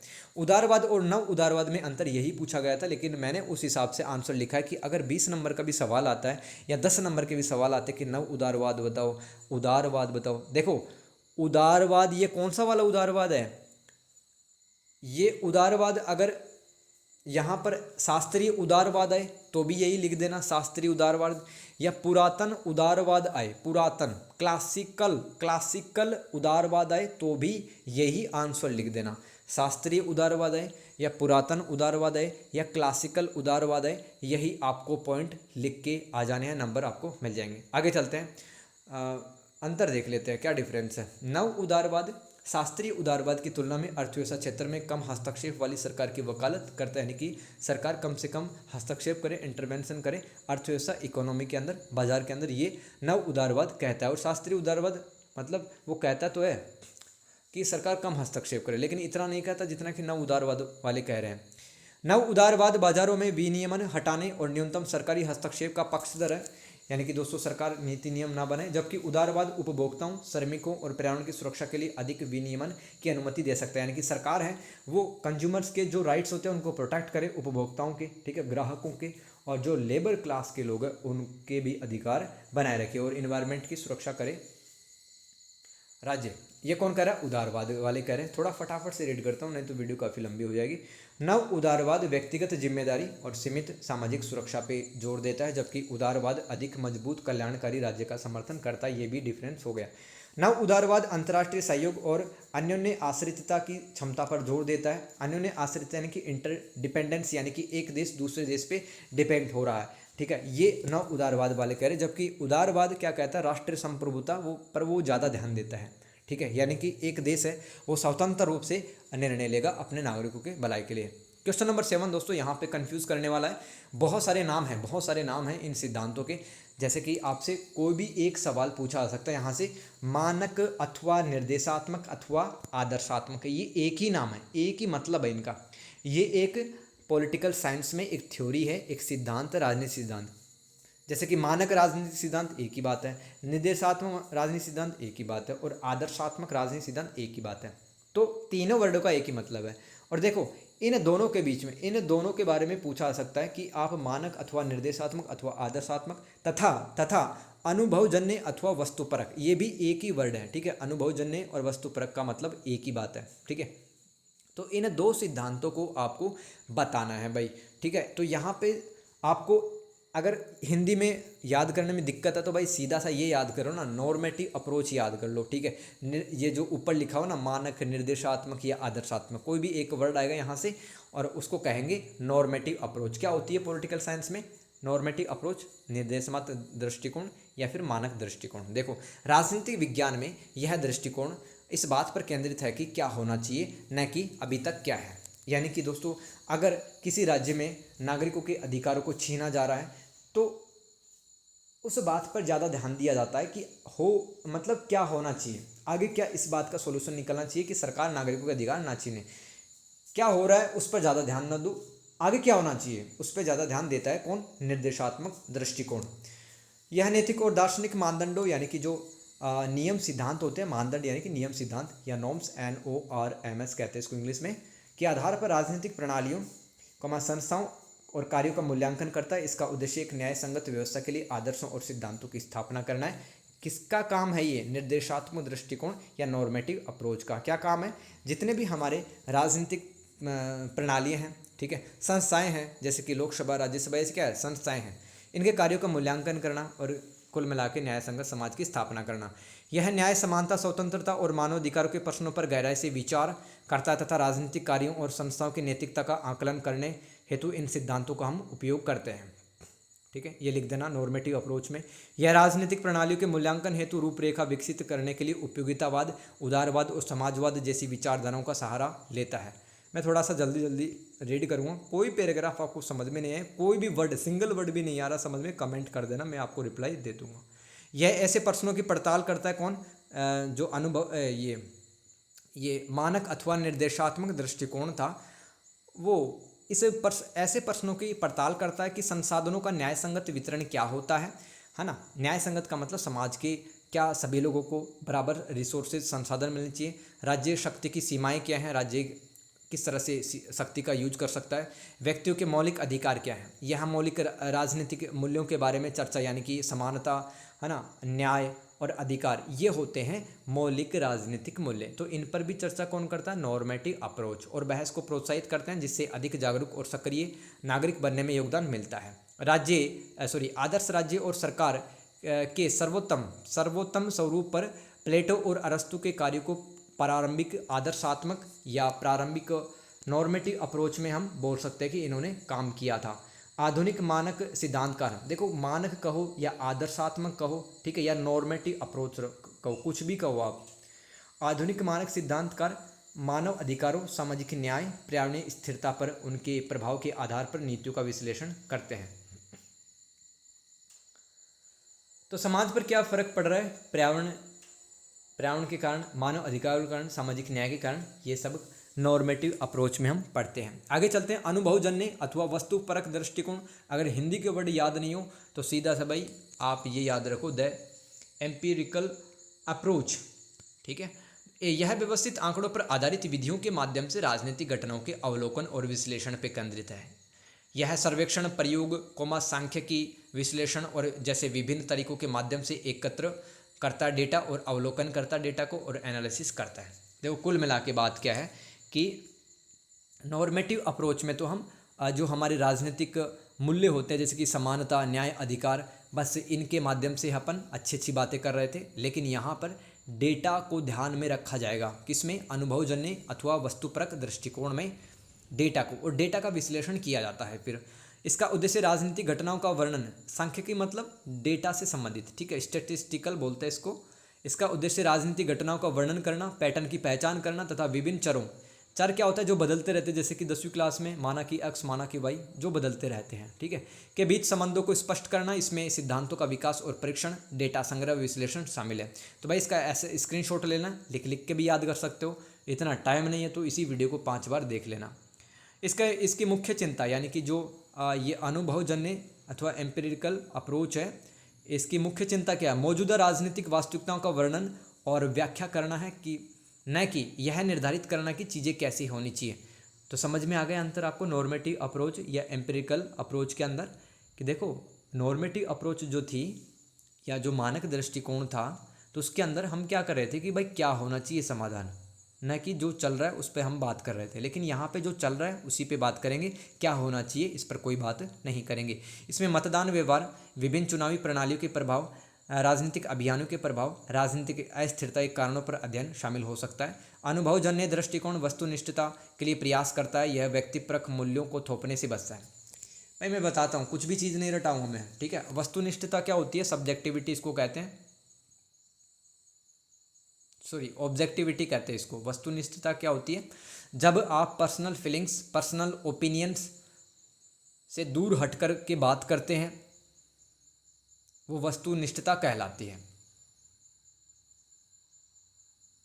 और जब आप अपने पर्सनल फीलिंग्स, अपने खुद के विचारों को रखते हैं, वो व्यक्तिपरक मूल्य होते हैं आपके। तो व्यक्तिपरक मूल्यों को थोपने से बचता है और वस्तुनिष्ठता को अपनाता है अनुभवजन्य दृष्टिकोण। लोकतंत्र और लोकमत के अंतर संबंध का परीक्षण करें, बार बार आता है। इसका जो आंसर आपको मैंने दिसंबर 2024 की जो सॉल्यूशन वीडियो है वो डाल रखी है, कमेंट बॉक्स में मिल जाएगी, पहला ही कमेंट पिन कर रखा है, पढ़ लेना। नारीवादी राजनीतिक सिद्धांत की द्वितीय लहर पर चर्चा करें। देखो 3 लहरें थी नारीवादी राजनीतिक सिद्धांत की, 3 लहरें थी, पहली, दूसरी और तीसरी। दूसरी से 20 नंबर का सवाल बनता है और पहली तो एक बार ही आई हुई है, मतलब 2-3 साल पहले लगा था पहली लहर के बारे में, तब पूछा गया था, चांस कम है। लेकिन दूसरी वाली है ना, उसके अंदर काफ़ी कंटेंट लिखा हुआ है, तो इसलिए पूछा जा सकता है ये द्वितीय लहर के बारे में। देखो 1960 और 80 तक नारीवादी गतिविधियों की दूसरी लहर चली, है ना। जो नारीवादी गतिविधियाँ क्या होती है भाई? जो औरतें थी, जो महिलाएं थी, वो सड़कों पे आ गई, अपने अधिकारों को मांगने लगी कि हमें भी वोट देने के अधिकार होने चाहिए, हमें भी जो एक मर्द, जो एक आदमी को जो अधिकार प्राप्त है वही हमें होने चाहिए, हमें भी समानता, न्याय मिलने चाहिए, हमें भी उस बराबर काम के लिए बराबर पैसा मिलना चाहिए। प्रमुख विशेषताएं क्या थी दोस्तों दूसरे लहर की? सभी पहलुओं में, जैसे कि विवाह, तलाक लेने के नियम, ठीक है, काम करने के नियम, सभी पहलुओं में समानता पर ध्यान केंद्रित करना। सामाजिक और राजनीतिक संरचनाओं में उपस्थित पितृसत्ता को चुनौती देना, यानी कि पितृसत्ता, पैट्रियार्कल सोसाइटी क्या होती है? जिसके अंदर आदमी की, मर्दों की ज़्यादा चलती है, ठीक है, तो उसको चुनौती देना। पारंपरिक लिंग भूमिकाओं की आलोचना करना। लिंग भूमिकाएं क्या होती है? पारंपरिक लिंग भूमिकाएं, देखो एक महिला से क्या एक्सपेक्ट किया जाता है कि वो शादी करे, कम पढ़े लिखे। अब लेकिन देखो सोच तो बदल रही है, लेकिन जनरली क्या सोचा जाता है पारंपरिक लिंग भूमिकाओं में?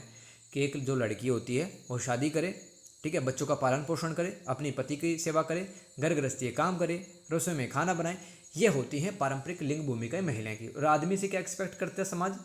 कि वो काम धंधा करे, बाहर जाए, कमाए, घर को आगे बढ़ाए।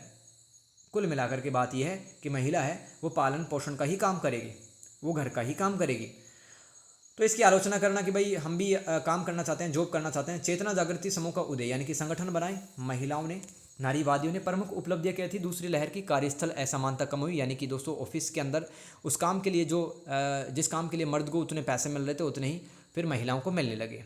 प्रजनन अधिकारों में वृद्धि, यानी कि गर्भपात करवाना, गर्भ निरोधक सेवाओं तक पहुंच, ठीक है, ये प्रजनन अधिकार होते हैं किसी भी एक लड़की या महिला के। घरेलू हिंसा डोमेस्टिक वायलेंस, जो घर के अंदर मारपीट होती है एक लड़की महिला के साथ में, और यौन उत्पीड़न सेक्सुअल हरासमेंट में कमी आई। कानूनी व राजनीतिक सुधार हुए। मीडिया व महिला को अब सही चित्रित किया जाने लगा, यानी कि महिला को दोस्तों सोशल मीडिया पे अधिकतर कैसा चित्रित किया जाता है? एक लड़की को, एक महिला को, मतलब हर एडवर्टाइजमेंट में महिला दिखाएंगे, उसका वस्तुकरण किया जाता है, उसको एक ऑब्जेक्ट के रूप में दिखाया जाता है। तो मीडिया भी अब एक महिला को ऑब्जेक्ट के रूप में नहीं दिखा रही थी। दूसरी लहर के दौरान इन विचारधाराओं का जन्म हुआ, जैसे कि उदारवादी नारीवाद। दोस्तों एक पक्का आएगा, मुझे लग रहा है एक पक्का आएगा, कुछ भी आ सकता है। उदारवादी नारीवाद, मार्क्सवादी नारीवाद और समाजवादी नारीवाद, कट्टरपंथी नारीवाद, कुछ भी आ सकता है भाई। एक पारिस्थितिक नारीवाद भी है, 5 टाइप है, ठीक है। तो दूसरी लहर के दौरान, दूसरी लहर कब चली थी? 1960 और 80 के बीच में महिलाएं सड़कों पर आ गई थी अपने अधिकारों को मांगने के लिए। तो देखो उदारवादी नारीवाद क्या कहता है कि 20वीं सदी में उभरा, ये सुधार के माध्यम से समानता प्राप्त करना चाहते हैं कि राज्य है, जो देश है, वो महिलाओं के लिए अच्छे कानून नीति नियम बनाए। व्यक्तिवाद व स्वायत्तता, यानी कि एक आदमी को जो प्राथमिकताएं दी जाती है, उसको जो अधिकार दिए जाते हैं वही हमें मिले। हमें भी आदमियों के समान ही फ्रीडम चाहिए, लिबर्टी चाहिए। सार्वजनिक और निजी क्षेत्र में भी हमें बराबरी होनी चाहिए। सार्वजनिक यानी कि गवर्नमेंट जॉब में और प्राइवेट सेक्टर में, दोनों के अंदर हमें इक्वलिटी चाहिए। भेदभाव न करना, शिक्षा और आर्थिक स्वतंत्रता पे जोर देता है उदारवादी नारीवाद। आगे चलो, मार्क्सवादी नारीवाद क्या है दोस्तों? अवैतनिक घरेलू श्रम, यानी कि इसका मतलब क्या है? जो हमारी बहनें हैं, हमारी जो सिस्टर्स हैं, हमारी जो माताएं हैं, ठीक है, वो पूरी लाइफ टाइम दोस्तों बिना 1 रुपया लिए किचन के अंदर काम करती रहती हैं, ठीक है। उसके लिए उनको कोई भी पैसा नहीं मिलता। मिलता है क्या? मम्मियों को पैसा मिलता है उस काम के लिए, खाना बनाने के लिए नहीं मिलता ना। उसको कहेंगे अवैतनिक घरेलू श्रम, औपचारिक कार्यबल में कम मजदूरी, यानी कि दोस्तों अगर एक लड़की कहीं पे काम कर रही है तो एक लड़के के मुकाबले उसको कम पैसे मिलना, इसको कहेंगे औपचारिक कार्यबल में कम मजदूरी।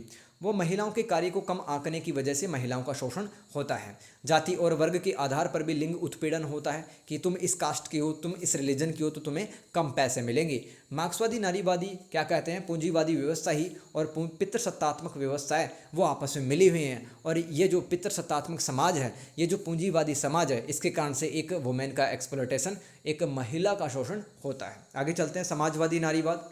इसके समर्थक आर्थिक असमानताएं पैदा करने हेतु पूंजीवाद की आलोचना करते हैं, जो महिलाओं को असमान रूप से प्रभावित करती हैं। पुरुष वर्चस्व, यानी कि आदमियों का, मर्दों का दबदबा रहता है समाज के अंदर, और इस तरह से वो उत्पीड़न करते हैं, परेशान करते हैं एक महिला को, ठीक है, उसको दबाने की कोशिश करते हैं। घर के डिसीजन वही लेते हैं, क्या करना है, कहाँ जाना है, ठीक है। इस तरह की जो बातें हैं वो समाजवादी नारीवाद कहते हैं कि भाई समाज के अंदर जो आदमी है, मर्द है, उसने आर्थिक असमानताएं पैदा कर रखी हैं।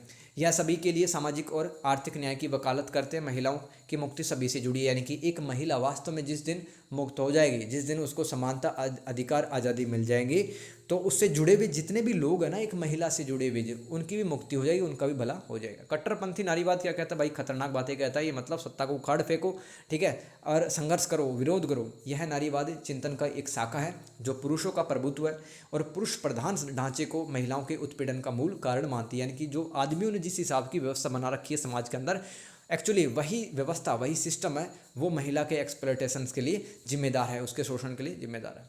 ये कर्मिक सुधार पर ध्यान केंद्रित करने की बजाय ये नहीं कहता कि भाई नियम बनाओ, कानून हो, ये तो कहता सीधा विरोध करो, सीधे सड़क पे आ जाओ, सीधा बहुत तगड़ा धरना प्रदर्शन, हड़ताल करो, और पितृसत्तात्मक व्यवस्थाओं को ख़त्म कर दो, ध्वस्त कर दो, और समाज को वापस एक नए सिरे से बनाने की बात ये कट्टरपंथी नारीवाद करता है। कट्टरपंथी नारीवादी विश्लेषण करते हैं कि लैंगिक भूमिकाओं और विवाह जैसी संस्थाएं हैं, वो सब जिम्मेदार होती हैं कि महिलाओं का दमन कैसे होता है।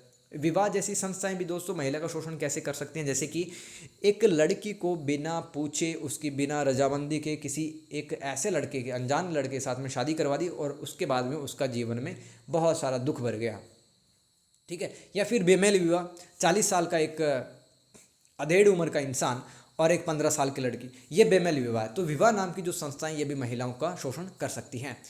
पारिस्थितिकी नारीवाद, इकोलॉजिकल फेमिनिज्म क्या है दोस्तों? ये एक नारीवाद का एक टाइप होता है। इसमें क्या कहा जाता है कि आदमी क्या करता है? आदमी को ज़्यादा से ज़्यादा संसाधन चाहिए। एक जो मर्द होता है वो ज़्यादा एग्रेसिव आक्रामक होता है, वो दबदबा हासिल करना चाहता है, वो ज़मीनों पे कब्जा करना चाहता है, वो युद्ध करता है, ठीक है। उसकी वजह से नेचर तबाह होती है, प्रकृति ख़त्म होती है। और चूँकि स्त्री एक महिला नेचर से सीधे जुड़ी हुई है, जैसे कि मान लो महिला जंगलों से लकड़ी लेके आ रही है, जंगल खत्म हो गए तो एक महिला का भी शोषण होगा और प्रकृति का भी शोषण होगा, ये पारसी नारीवाद कहता है।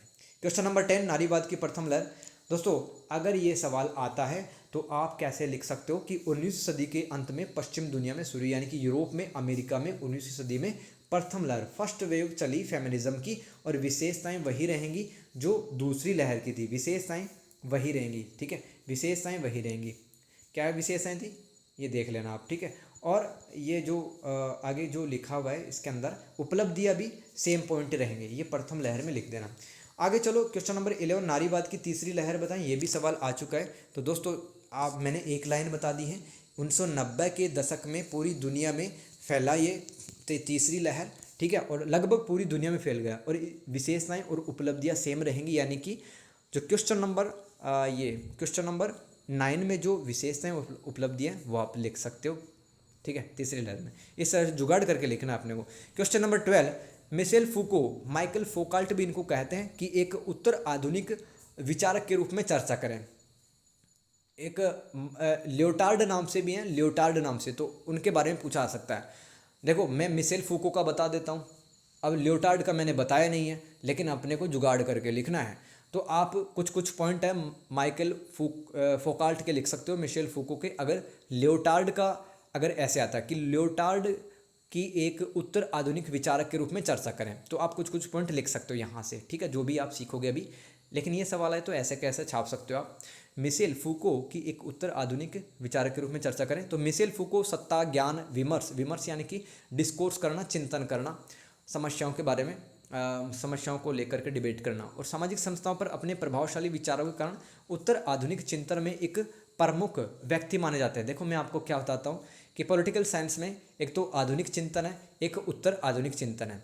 आधुनिक चिंतन कब आया था? फर्स्ट वर्ल्ड वॉर के बाद में, यानी कि 1918 के बाद में आया था ना, 1914 से 18 के फर्स्ट वर्ल्ड वॉर चला। तो आधुनिक जो चिंतक थे, जो मॉडर्न थिंकर थे, उन पर प्रभाव पड़ा प्रथम विश्व युद्ध का, ठीक है। उन्होंने लॉजिक की बातें की, उन्होंने सार्वभौमिकता की बातें कही, उन्होंने व्यापकता की बातें कही थी। और उत्तर आधुनिकवाद कब आया? ये आया दूसरे विश्व युद्ध के बाद में, यानी कि 1945 के बाद में। तो जो उत्तर आधुनिकवाद चिंतक जो थे, जो लोग थे, विद्वान थे, उन पर किसका प्रभाव पड़ा? दूसरे विश्व युद्ध का। ये एक बेसिक सा डिफरेंस है आधुनिकवाद और उत्तर आधुनिकवाद के अंदर। तो मिशेल फूको, इन पर प्रभाव किसका था? द्वितीय विश्व युद्ध के बाद में। तो इन्होंने आलोचना की। फूको ने इतिहास और समाज के लिए सर्वव्यापी सार्वभौमिक व्याख्या के विचारों को चुनौती दी थी। आधुनिकवाद की ही इन्होंने आलोचना की। इन्होंने मार्क्सवाद, ज्ञानोदय, मानवतावाद की आलोचना कर दी और कहा कि ये समाज की जटिल वास्तविकताओं को बहुत सरल करके बताते हैं। एक्चुअली समाज में काफ़ी कुछ है बताने के लिए, और समाज की जो एक्चुअल समस्याएं हैं वो इन सिद्धांतों से सॉल्व नहीं की जा सकती हैं। इन्होंने शक्ति ज्ञान की अवधारणा दी थी मिशेल फूको ने, और कहा कि शक्ति और ज्ञान अलग अलग नहीं है। शक्ति ज्ञान को आकार देती है, यानी कि किसी के पास में शक्ति है, कोई अगर पावरफुल व्यक्ति है ना, वो एक लाइन बोल दे, जैसे कि टॉपर एक लाइन बोलता है कि भाई मैं तो 2 घंटे पढ़ता था, सिर्फ मैं तो पढ़ता ही नहीं था, ठीक है, तो सब लोग वैसा ही फॉलो करेंगे। समझ में आ रहा? तो जिसके पास पावर होती है वो अगर कोई भी ज्ञान की बातें बोलता है तो वो प्रभावी होती है, लोग सुनते हैं उस बात को। तो ज्ञान और शक्ति आपस में जुड़े हुए हैं। शक्ति ज्ञान को आकार देती है और ज्ञान शक्ति को आकार देता है। अगर ज्ञान आपके अंदर नॉलेज है तो आप पावरफुल होंगे दुनिया में। यह वस्तुनिष्ठ सत्य की धारणा को चुनौती देता है। वस्तुनिष्ठ क्या बताया है?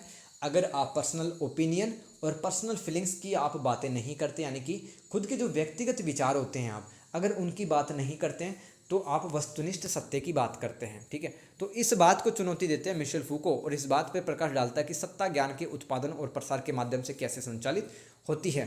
यानी कि सत्ता में बैठे लोग हैं वो ज्ञान और शक्ति के सहायता से अपनी व्यवस्थाओं को और प्रक्रियाओं को चलाते हैं। फूको ने संवाद, यानी कि जो कम्युनिकेशन होता है, बातचीत होती है, को शक्तिशाली शक्ति के रूप में देखा।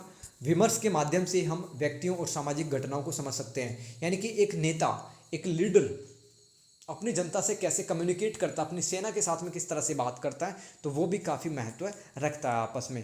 और इस विमर्श यानी कि जो बातचीत होती है उसके माध्यम से हम व्यक्तियों के बारे में समझ सकते हैं और सामाजिक घटनाओं के बारे में जान सकते हैं। फूको ने जांच की कि जेल, अस्पताल और शरणालय यानी कि जहाँ पर इंसान रुकते हैं जैसे संस्थाएं, जो सामाजिक संस्थाएं होती है जैसे कि जेल, अस्पताल और शरणालय, किस प्रकार शक्ति और नियंत्रण के केंद्र के रूप में कार्य करती है। तो जेल के अंदर कौन डाल दी जाते हैं? जो सरकारों का विरोध करता है, सरकार ने इसलिए तो जेल बना रखे हैं। और अस्पताल और शरणालय जैसी जो सामाजिक संस्थाएं हैं इनके माध्यम से भी लोगों पर कंट्रोल करती है सरकार, ये कह रहे हैं मिशेल फूको। ज्ञान को आकार देने में शक्ति की भूमिका पर प्रकाश डालकर फूको ने हाशिए पर पड़ी आवाज़ों यानी कि समाज में दबे कुचले जो लोग थे, जो डेप्राइव्ड सेक्शन के जो इंसान थे और जो ऐसे दृष्टिकोण, ऐसे नज़रिए, बात जो समाज में व्यापक रूप से नहीं आ पाई, जो बातें दबी पड़ी थी, उन बातों को सामने लेके आए थे मिशेल फूको। क्वेश्चन नंबर 13, रूढ़िवाद से आप क्या समझते हैं, इसके प्रकारों को बताइए। रूढ़िवाद क्या है दोस्तों? पॉलिटिकल साइंस में मैं आपको बताता हूँ, एक पूरा सेपरेट चैप्टर है रूढ़िवाद। कंजर्वेटिज्म इसको बोलते हैं, कंजर्वेटिज्म पॉलिटिकल साइंस में, ठीक है। तो कि भाई कैसा लग रहा है? अगर देखो ब्रेक ले लेके आप सुन लेना, समझ लेना इस वीडियो को, मैं तो लगातार बोल रहा हूँ, राइट। तो यार मुझे प्रैक्टिस है, हैबिट है इस चीज़ की। अगर कुछ भी समझ में नहीं आ रहा तो कमेंट करना, हिचकिचाना मत बिल्कुल भी, क्योंकि आपके पेपर की बात है, पेपर निकलना चाहिए किसी भी हालत में, किसी भी सूरत में पेपर निकलना चाहिए, ठीक है, वही मकसद है। राजनीति विज्ञान में यह एक दर्शन है रूढ़िवाद, जो स्थापित परंपराओं और संस्थाओं के मूल्य पर जोर देता है। यानी कि जो व्यवस्थाएं चली आ रही हैं समाज के अंदर, जिस तरह से चुनाव होते हैं, जिस तरह से राजा सेलेक्ट होता है, जिस तरह से वो अधिकार, कानून, नियम बनाता है, वैसी परंपराएं चलती आनी चाहिए। ये कौन मानते हैं? रूढ़िवाद मानता है। रूढ़िवाद एक सोच है। देखो किसी भी वर्ड के आगे अगर वाद जुड़ जाए या इंग्लिश के अंदर ISM जुड़ जाए, जैसे कि लिबरलिज्म, तो ये क्या बन जाता है? एक आइडियोलॉजी या विचारधारा बन जाती है। रूढ़िवाद क्या है? एक दर्शन है, एक विचारधारा है जो स्थापित परंपराओं और संस्थाओं के मूल्यों पर जोर देता है और तीव्र सुधार के बजाय क्रमिक परिवर्तन को प्राथमिकता देता है। यानी कि सुधार है वो बहुत आमूल चूल ना हो, यानी कि बहुत क्रांतिकारी तरीके से बदलाव ना हो, हालांकि बदलाव हो, धीरे धीरे बदलाव हो। इसमें सत्ता, सामाजिक व्यवस्था और स्थापित पदानुक्रमों के प्रति सम्मान शामिल होता है। यानी कि जो समाज में पहले से संरचनाएं उपस्थित हैं, पहले से ही लोगों के पास में राइट्स हैं, अधिकार, वो बने रहने चाहिए। पदानुक्रम यानी कि हायरार्की, यानी कि एक लेवल, ठीक है। जैसे कि प्राचीन भारत में ऐसे 4 वर्ण थे ना, ब्राह्मण, क्षत्रिय, शूद्र, वैश्य, ठीक है। तो ये पदानुक्रम था, समझ गए पदानुक्रम क्या होता है। आगे चलते हैं। टेम्परामेंटल कंजर्वेटिज्म, तो ये एक प्रकार है, 5 नंबर का 10 नंबर का सवाल बन सकता है यहाँ से, ठीक है। शॉर्ट नोट्स में बन सकता है, संक्षिप्त लेख में बन सकता है। तो आपसे पूछा जा सकता है रूढ़िवाद के टाइप, जैसे कि स्वभावगत रूढ़िवाद क्या होता है? ऐसे व्यक्ति, जो व्यक्ति स्वभावगत रूढ़िवाद को अपने जीवन में शामिल करता, तो कैसा व्यक्ति होगा वो नए विचारों या नई प्रथाओं, प्रथा यानी कि परंपराओं को अपनाने में कम रुचि रखेगा, इंटरेस्ट नहीं रखेगा, उसको मतलब नहीं है कि बदलाव होना चाहिए व्यवस्था में।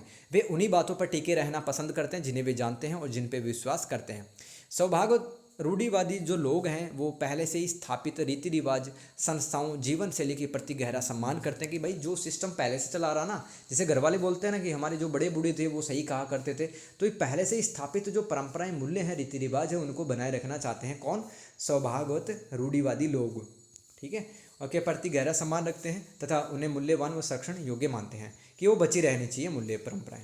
दूसरा प्रकार है सिचुएशनल कंजर्वेटिज्म, परिस्थितिजन्य रूढ़िवाद। ये स्थापित प्रथाओं और सामाजिक संरचनाओं के मूल्य को स्वीकार करता तथा मानता है कि वे समय के साथ विकसित हुए और उन्होंने अपना महत्व सिद्ध किया है। यानी कि इतिहास के अंदर परिस्थितियाँ, सिचुएशंस बनी, ठीक है, और मूल्य कुछ विकसित हुए, वही मूल्य रहने चाहिए, उनमें बदलाव नहीं होना चाहिए, कहलाता है सिचुएशन कंजर्वेटिज्म।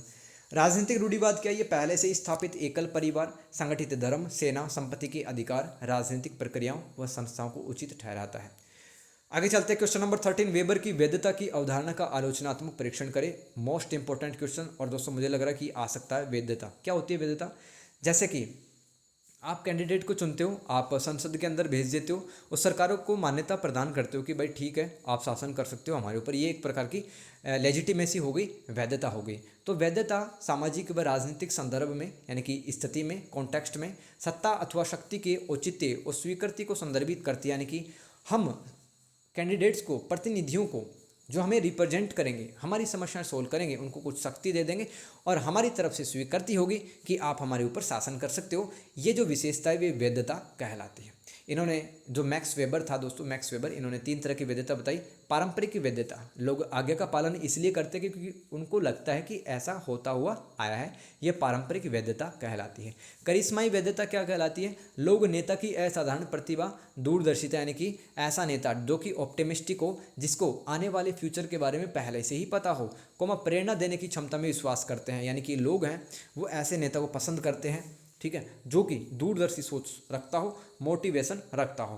तर्क संगत कानूनी वैधता, तीसरा टाइप, लोग नियमों का पालन इसलिए करते हैं कि वे निष्पक्ष रूप से बनाए गए हैं। तो लोग ऐसे कानूनों को फॉलो करना पसंद करते हैं, लोगों को लगता है कि भाई सरकार ने नियम सोच समझ के बनाए हुए।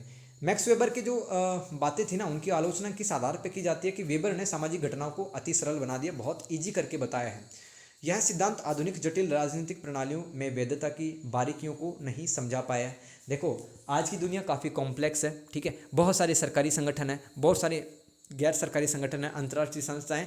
तो यहाँ पर जो लेजिटिमेसी होती है, वैधता होती है, जो जनता प्रतिनिधियों को चुन करके भेजती है, क्या वो उनके लिए सही तरीके से काम कर रहे हैं, क्या वो शक्तियों का मिसयूज़ तो नहीं कर रहे हैं। तो बहुत सारी ऐसे कॉम्प्लेक्सिटी है, जटिलताएं हैं, उनको नहीं समझा पाते मैक्स वेबर। यह वैधता की धारणाओं को आकार देने में विचारधारा और सत्ता संघर्ष की भूमिका को पर्याप्त रूप से ध्यान में नहीं रखते हैं। वेबर यह नहीं बता पाते कि वर्ग, स्थिति, पार्टी आपस में कैसे जुड़े हुए हैं। और मैक्स वेबर नैतिक आयामों की उपेक्षा करते हैं। आयाम मतलब डायमेंशंस अथवा पहलू। क्वेश्चन नंबर 14, प्रतिनिधि लोकतंत्र के विभिन्न दृष्टिकोण बताएं।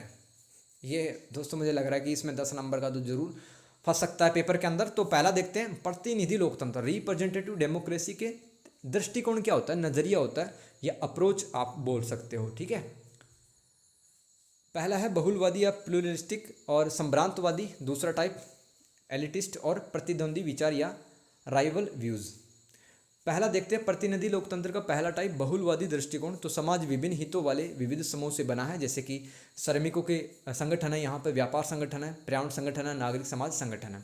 नागरिक समाज क्या होता है, आप और हम मिलकर के अगर कोई समाज बना ले, किसी उद्देश्य के लिए काम करें, तो वो नागरिक समाज, सिविल सोसाइटी कहलाती है। बहुलवादी दृष्टिकोण ये कहता है ये समूह नीतिगत निर्णयों को प्रभावित करने के लॉबिंग क्या होती है दोस्तों, जैसे कि आप नेताओं को ईमेल लिखते हो, आप खत लिखते हो या फिर फ़ोन करके कह देते हो कि भाई ये समस्या सोल्व करो, आप दबाव डालते हो नेता पे, ये लॉबिंग कहलाती है पॉलिटिकल साइंस में। अभियान और जनमत जुटाने के माध्यम से राजनीतिक प्रक्रिया में सक्रिय रूप से भाग ये सब लेते रहते हैं।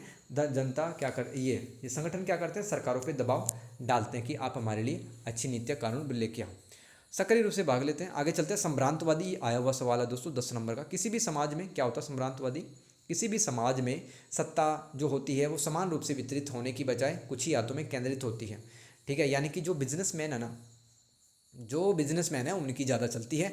अभिजात वर्ग जो अमीर लोग हैं राज्य की राजनीतिक, आर्थिक, सामाजिक नीतियों को आकार देते हैं। बिजनेसमैन भाई करोड़ों अरबों रुपए है, एक गरीब आदमी है तो गरीब आदमी को कौन पूछेगा, अमीरों के हिसाब से उस राज्य के अंदर नीतियाँ बनाई जाती है दोस्तों। ऐसे काफ़ी सारे देश हैं, संभ्रांतवादी यही कह रहे हैं।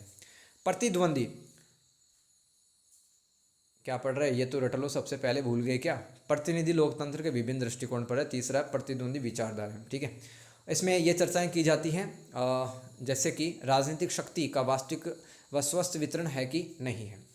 यानी कि दोस्तों जो राजनीतिक शक्ति बटी हुई है लोगों के बीच में, क्या लोग इसका सही से फ़ायदा उठा पा रहे हैं, ठीक है। और क्या कुछ ही लोगों के हाथों में सत्ता है या सारे लोगों के हाथ में सत्ता है। सत्ता मतलब भाई गाँव के स्तर पर भी लोग अपना अधिकार यूज कर पा रहे हैं कि नहीं कर पा रहे। क्या राजनीतिक समानता व आर्थिक समानता एक साथ रह सकती है, क्या लोकतांत्रिक प्रक्रिया लंबे समय तक उपयोगी है, प्रतिद्वंदी विचार कहलाते हैं। क्वेश्चन नंबर 15 इंपॉर्टेंट है। द्वंद्वात्मक भौतिकवाद बहुत बार आया हुआ है, पिछले पेपर उठा के देखना, काफ़ी बार आया हुआ, 20 नंबर का भी और 10 नंबर का भी। डायलैक्टिक मेटेरियलिज्म इसको कहते हैं। द्वंद्वात्मक भौतिकवाद समझ में नहीं आता, लेकिन मैं आपको थोड़ा सा समझाने की कोशिश करूँगा। मेरे को बताना यार सच्ची कैसा लग रहा है एक्सप्लेनेशन, क्या समझ में आ रही हैं चीज़ें। किसी को लगता है कि यार 20-30% भी हमारी हेल्प हुई तो ज़रूर कमेंट करना। कार्ल मार्क्स और फ्रेडरिक एंगल्स के द्वारा विकसित द्वंद्वात्मक भौतिकवाद एक दार्शनिक दृष्टिकोण है जो दुनिया को भौतिक मानता है। भौतिक का मतलब क्या होता है, जैसे कि इंसान है ना, अधिकारों की बाद में बात करेगा, दर्शन की बाद में बात करेगा, न्याय और समानता की बाद में बात करेगा। सबसे पहले तो वो रोटी कपड़ा मकान जुटाएगा, अपने लिए जुटाएगा कि नहीं जुटाएगा। रोटी भूख लग रही है, अधिकारों की बात थोड़ी करोगे आप समानता की बात थोड़ी करोगे। पहले तो रोटी कपड़े मकान की बात करता है इंसान, तो अपनी भौतिक जो आवश्यकताएं हैं उसको पूरी करता है। तो इसलिए कार्ल मार्क्स और फ्रेडरिक एंगल्स हैं ये दुनिया को भौतिक मानते हैं। भौतिकवाद क्या है दोस्तों? आर्थिक और सामाजिक संरचनाओं को देखकर तथा समझकर हम इस भौतिक दुनिया का इतिहास और समाज को जान सकते हैं। जैसे कि आज समाज के अंदर ऐसे लोग हैं जिसके पास 2 वक्त की दाल रोटी नहीं है और किसी के पास में कोठी बंगले, बहुत सारी फैसिलिटीज़ हैं, लग्जरियस लाइफ जीते हैं काफ़ी सारे लोग। ऐसा क्यों हुआ है? क्योंकि दोस्तों इतिहास में थोड़ा सा पीछे चल के देखें तो कुछ लोगों ने उत्पादन के साधनों पर कंट्रोल किया, काफ़ी पैसा कमाया, लोगों से ज़बरदस्ती काम करवाए। तो इस तरह की आज भौतिक दुनिया हमारे सामने दिखती है हमें। विचार और चेतना भौतिक परिस्थितियों द्वारा आकार लेते हैं। यानी कि दोस्तों जब हम देखते हैं कि समाज के अंदर जो पूंजीपति लोग हैं वो काफ़ी ज़्यादा उनके पास अधिकार हैं, काफ़ी ज़्यादा उनके पास में सुख सुविधाएं हैं, तो उनकी स्थिति देख के हम हमारे जो विचार उनके प्रति बनते हैं। उत्पादन के तरीके ने समाज को आकार देने में मदद की है। द्वंद्ववाद डायलेक्टिज्म क्या होता है? द्वंद्व का मतलब होता है जब आपके सामने 2 रास्ते हो और आपको समझ में नहीं आ रहा कौन सा रास्ता सही है, आप फंस जाते हो, वो द्वंद्व की स्थिति कहलाती है। तो द्वंद्व यहाँ पे क्या चलेगा कि देखो एक फैक्ट्री है, वहाँ पर पूंजीपति की फैक्ट्री है वो बिजनेसमैन की, और वहाँ पे मजदूर काम कर रहे हैं। ठीक है, तो पूंजीपति क्या चाहता है कि दिन रात में मजदूरों से काम करूँ, पैसा छापूँ खूब भर भर के, और मजदूर क्या सोचेगा कि मैं पेट पालने के लिए यहाँ पे काम करूँगा, मेरा ये पर्पज होगा। लेकिन बाद में दोनों के बीच में संघर्ष होगा, मजदूरों और पूंजीपतियों के बीच में। तो द्वंद्व की स्थिति है यहाँ पर, 2 विचारधाराएं आपस में लड़ेंगी। मजदूर चाहता है कि हमें भी सत्ता में समान अधिकार प्राप्त हो, हमें भी बराबर अधिकार प्राप्त हो, और पूंजीपतियों की अलग सोच है। ठीक है, तो 2 अलग सोच है यहाँ पर, इसलिए द्वंद्वात्मक वर्ड का यहाँ पे यूज किया गया है। यह एक विधि है जो हीगेल के चिंतन से प्रभावित थी। हीगेल काफ़ी पुराने विद्वान रहे, अरस्तु प्लेटो के टाइम से ही। इसके अनुसार आंतरिक विरोधाभासों और संघर्षों के माध्यम से चीज़ें बदलती हैं। यानी कि विरोधाभास होगा, चीज़ें विपरीत होंगी, बातें विपरीत बोलने लग जाएंगे लोग, मजदूर अलग बातें बोलेगा, पूंजीपति अलग बात बोलेगा, कॉन्ट्राडिक्शंस बढ़ेंगे, संघर्ष होगा, उसके साथ में चीज़ें बदलेंगी। उदाहरण देखो, पूंजीपति वर्ग सर्वहारा वर्ग जो होता है, देखो पूंजीपति वर्ग जिसके कारखाने फैक्ट्री होते हैं, और सर्वहारा वर्ग कौन होता है? जो श्रमिक होता है, के बीच संघर्ष से सामाजिक परिवर्तन का जन्म होता है। सभी चीज़ें आपस में जुड़ी हुई, यानी कि मजदूर भी चाहता है मैं काम करूं, अपना घर बार चलाऊं, और पूंजीपति भी चाहते हैं मैं पैसा छापूं, और एक दूसरे को प्रभावित करते हैं। क्वेश्चन नंबर 16 छोटे सवाल देखते हैं 10-10 नंबर के, फटाफट से निम्न पर टिप्पणी लिखना है। एडमंड बर्ग पे काफ़ी सवाल पूछे गए हैं, 20 नंबर का भी सवाल आया हुआ है। तो आधुनिक रूढ़िवाद का जनक एडमंड बर्ग को माना जाता है। इनकी राजनीतिक विचार देखो, रूढ़िवाद आप समझते ही हैं, जो पहले से ही स्थापित परंपरा मूल्यों को कायम रखना चाहते हैं, नए परिवर्तनों का वो विरोध करते हैं समाज के अंदर, वो क्या कहलाते हैं? रूढ़िवाद कहलाते हैं। तो आधुनिक रूढ़िवाद के जनक एडमंड बर्ग थे। इनके राजनीतिक विचार देखो, परंपरा और सामाजिक संस्थाओं पर जोर देते हैं, कार्मिक सुधार यानी कि सुधार है वो अचानक से ना हो, क्रांतिकारी तरीके से सुधार ना हो, धीरे धीरे सुधार हो जाए, एडमंड बर्ग मानते थे। शिष्टाचार और नैतिकता का महत्व ये मानते हैं समाज के अंदर। और अपनी तरफ से भाई पॉइंट लिख के आ जाना यहाँ पे, क्योंकि काफ़ी बड़ी वीडियो हो जाएगी ऐसे तो। निर्वाचित उम्मीदवारों को जनता के सर्वोत्तम हित में काम करना चाहिए। अमेरिकी उपनिवेशों के लिए समर्थन, यानी कि अमेरिका महाद्वीप के काफ़ी सारे ऐसे देश क्षेत्र थे जो कि ब्रिटेन ने वहाँ पे गुलाम बनाए थे, तो ये विरोध कर रहे थे कि ब्रिटेन को हट जाना चाहिए, आज़ाद कर देना चाहिए।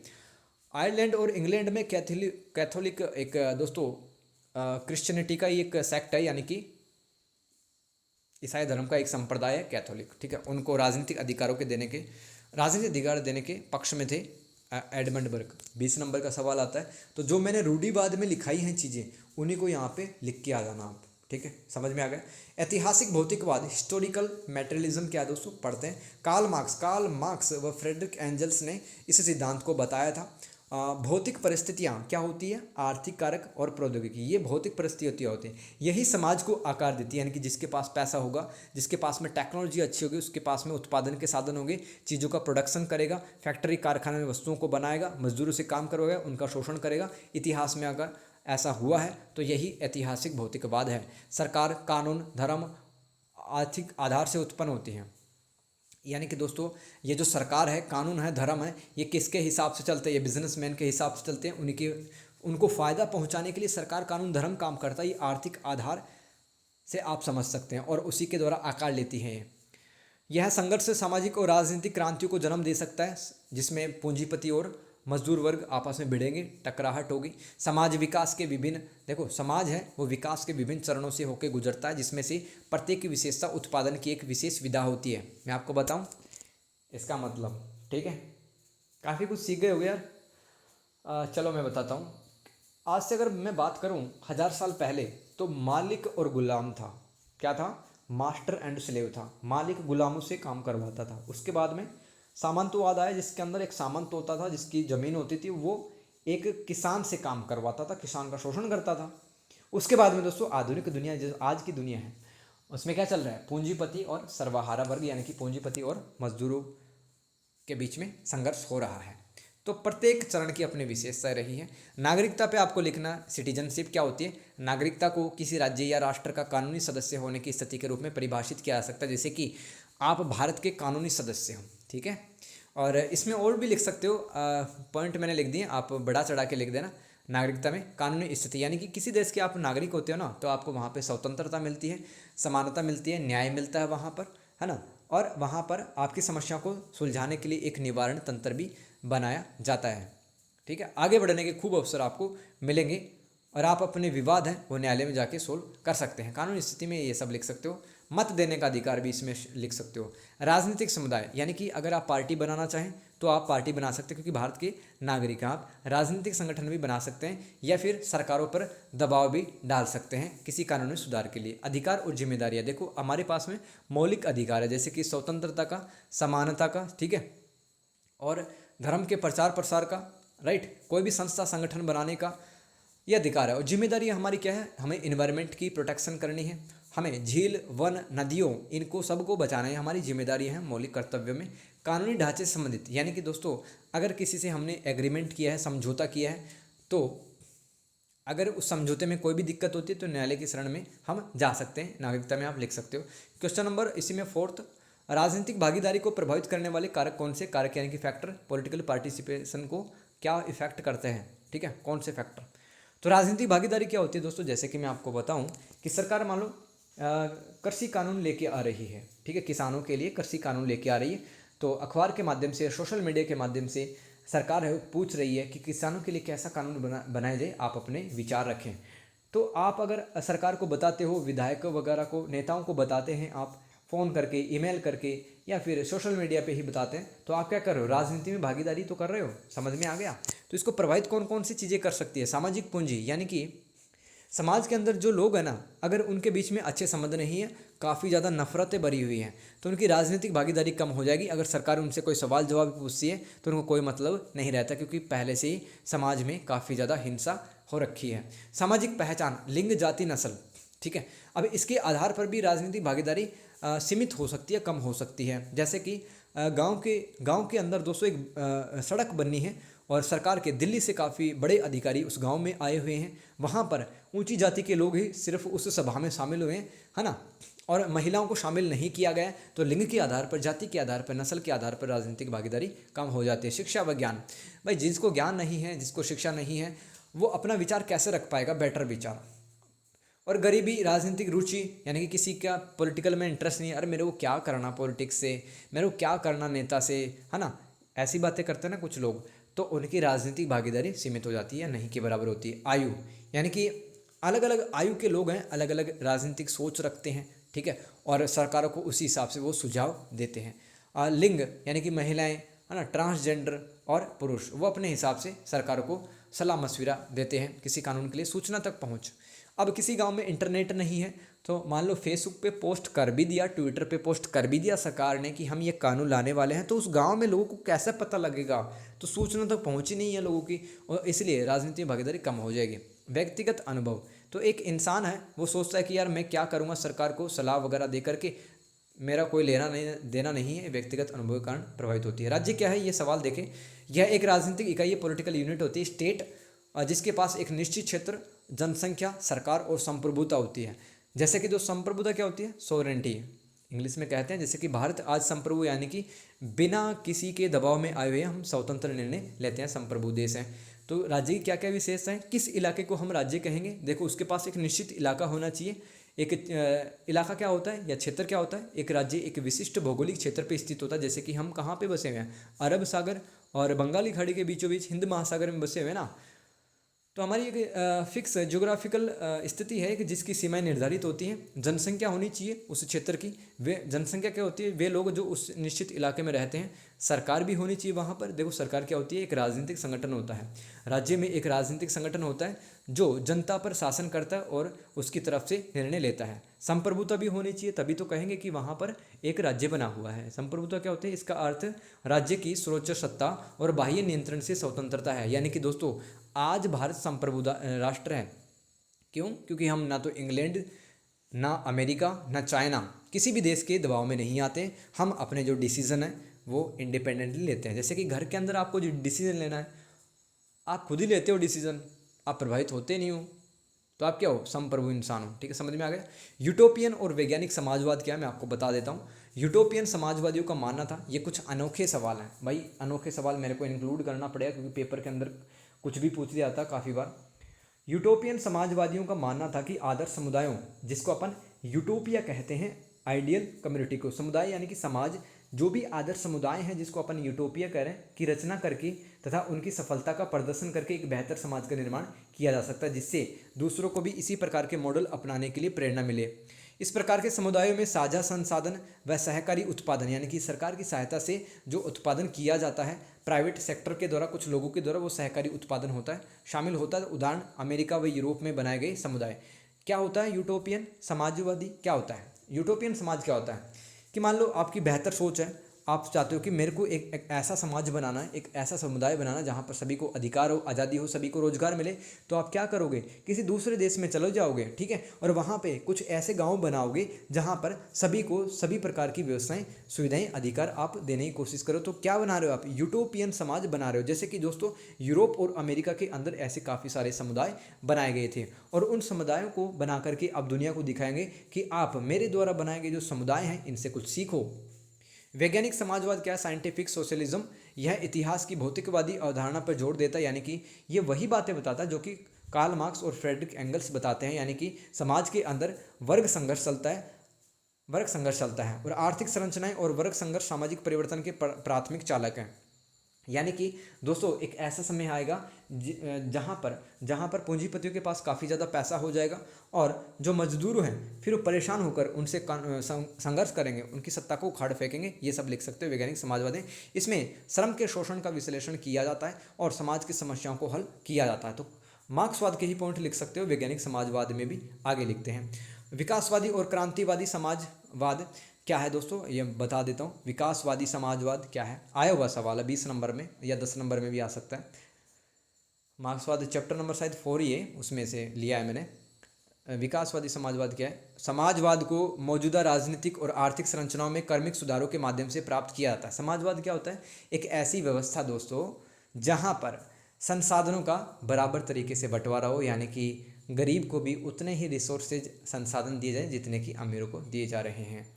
तो क्रमिक सुधारों के माध्यम से समाजवाद को स्थापित करने की जो बात है विकासवादी समाजवाद करता है। और परिवर्तन लाने हेतु संसदीय राजनीति, सामाजिक लोकतांत्रिक नीतियों जैसे कि राज्य कल्याणकारी कार्यक्रम बनाए, वेलफेयर प्रोग्राम बनाए और प्रमुख उद्योगों का राष्ट्रीयकरण करे।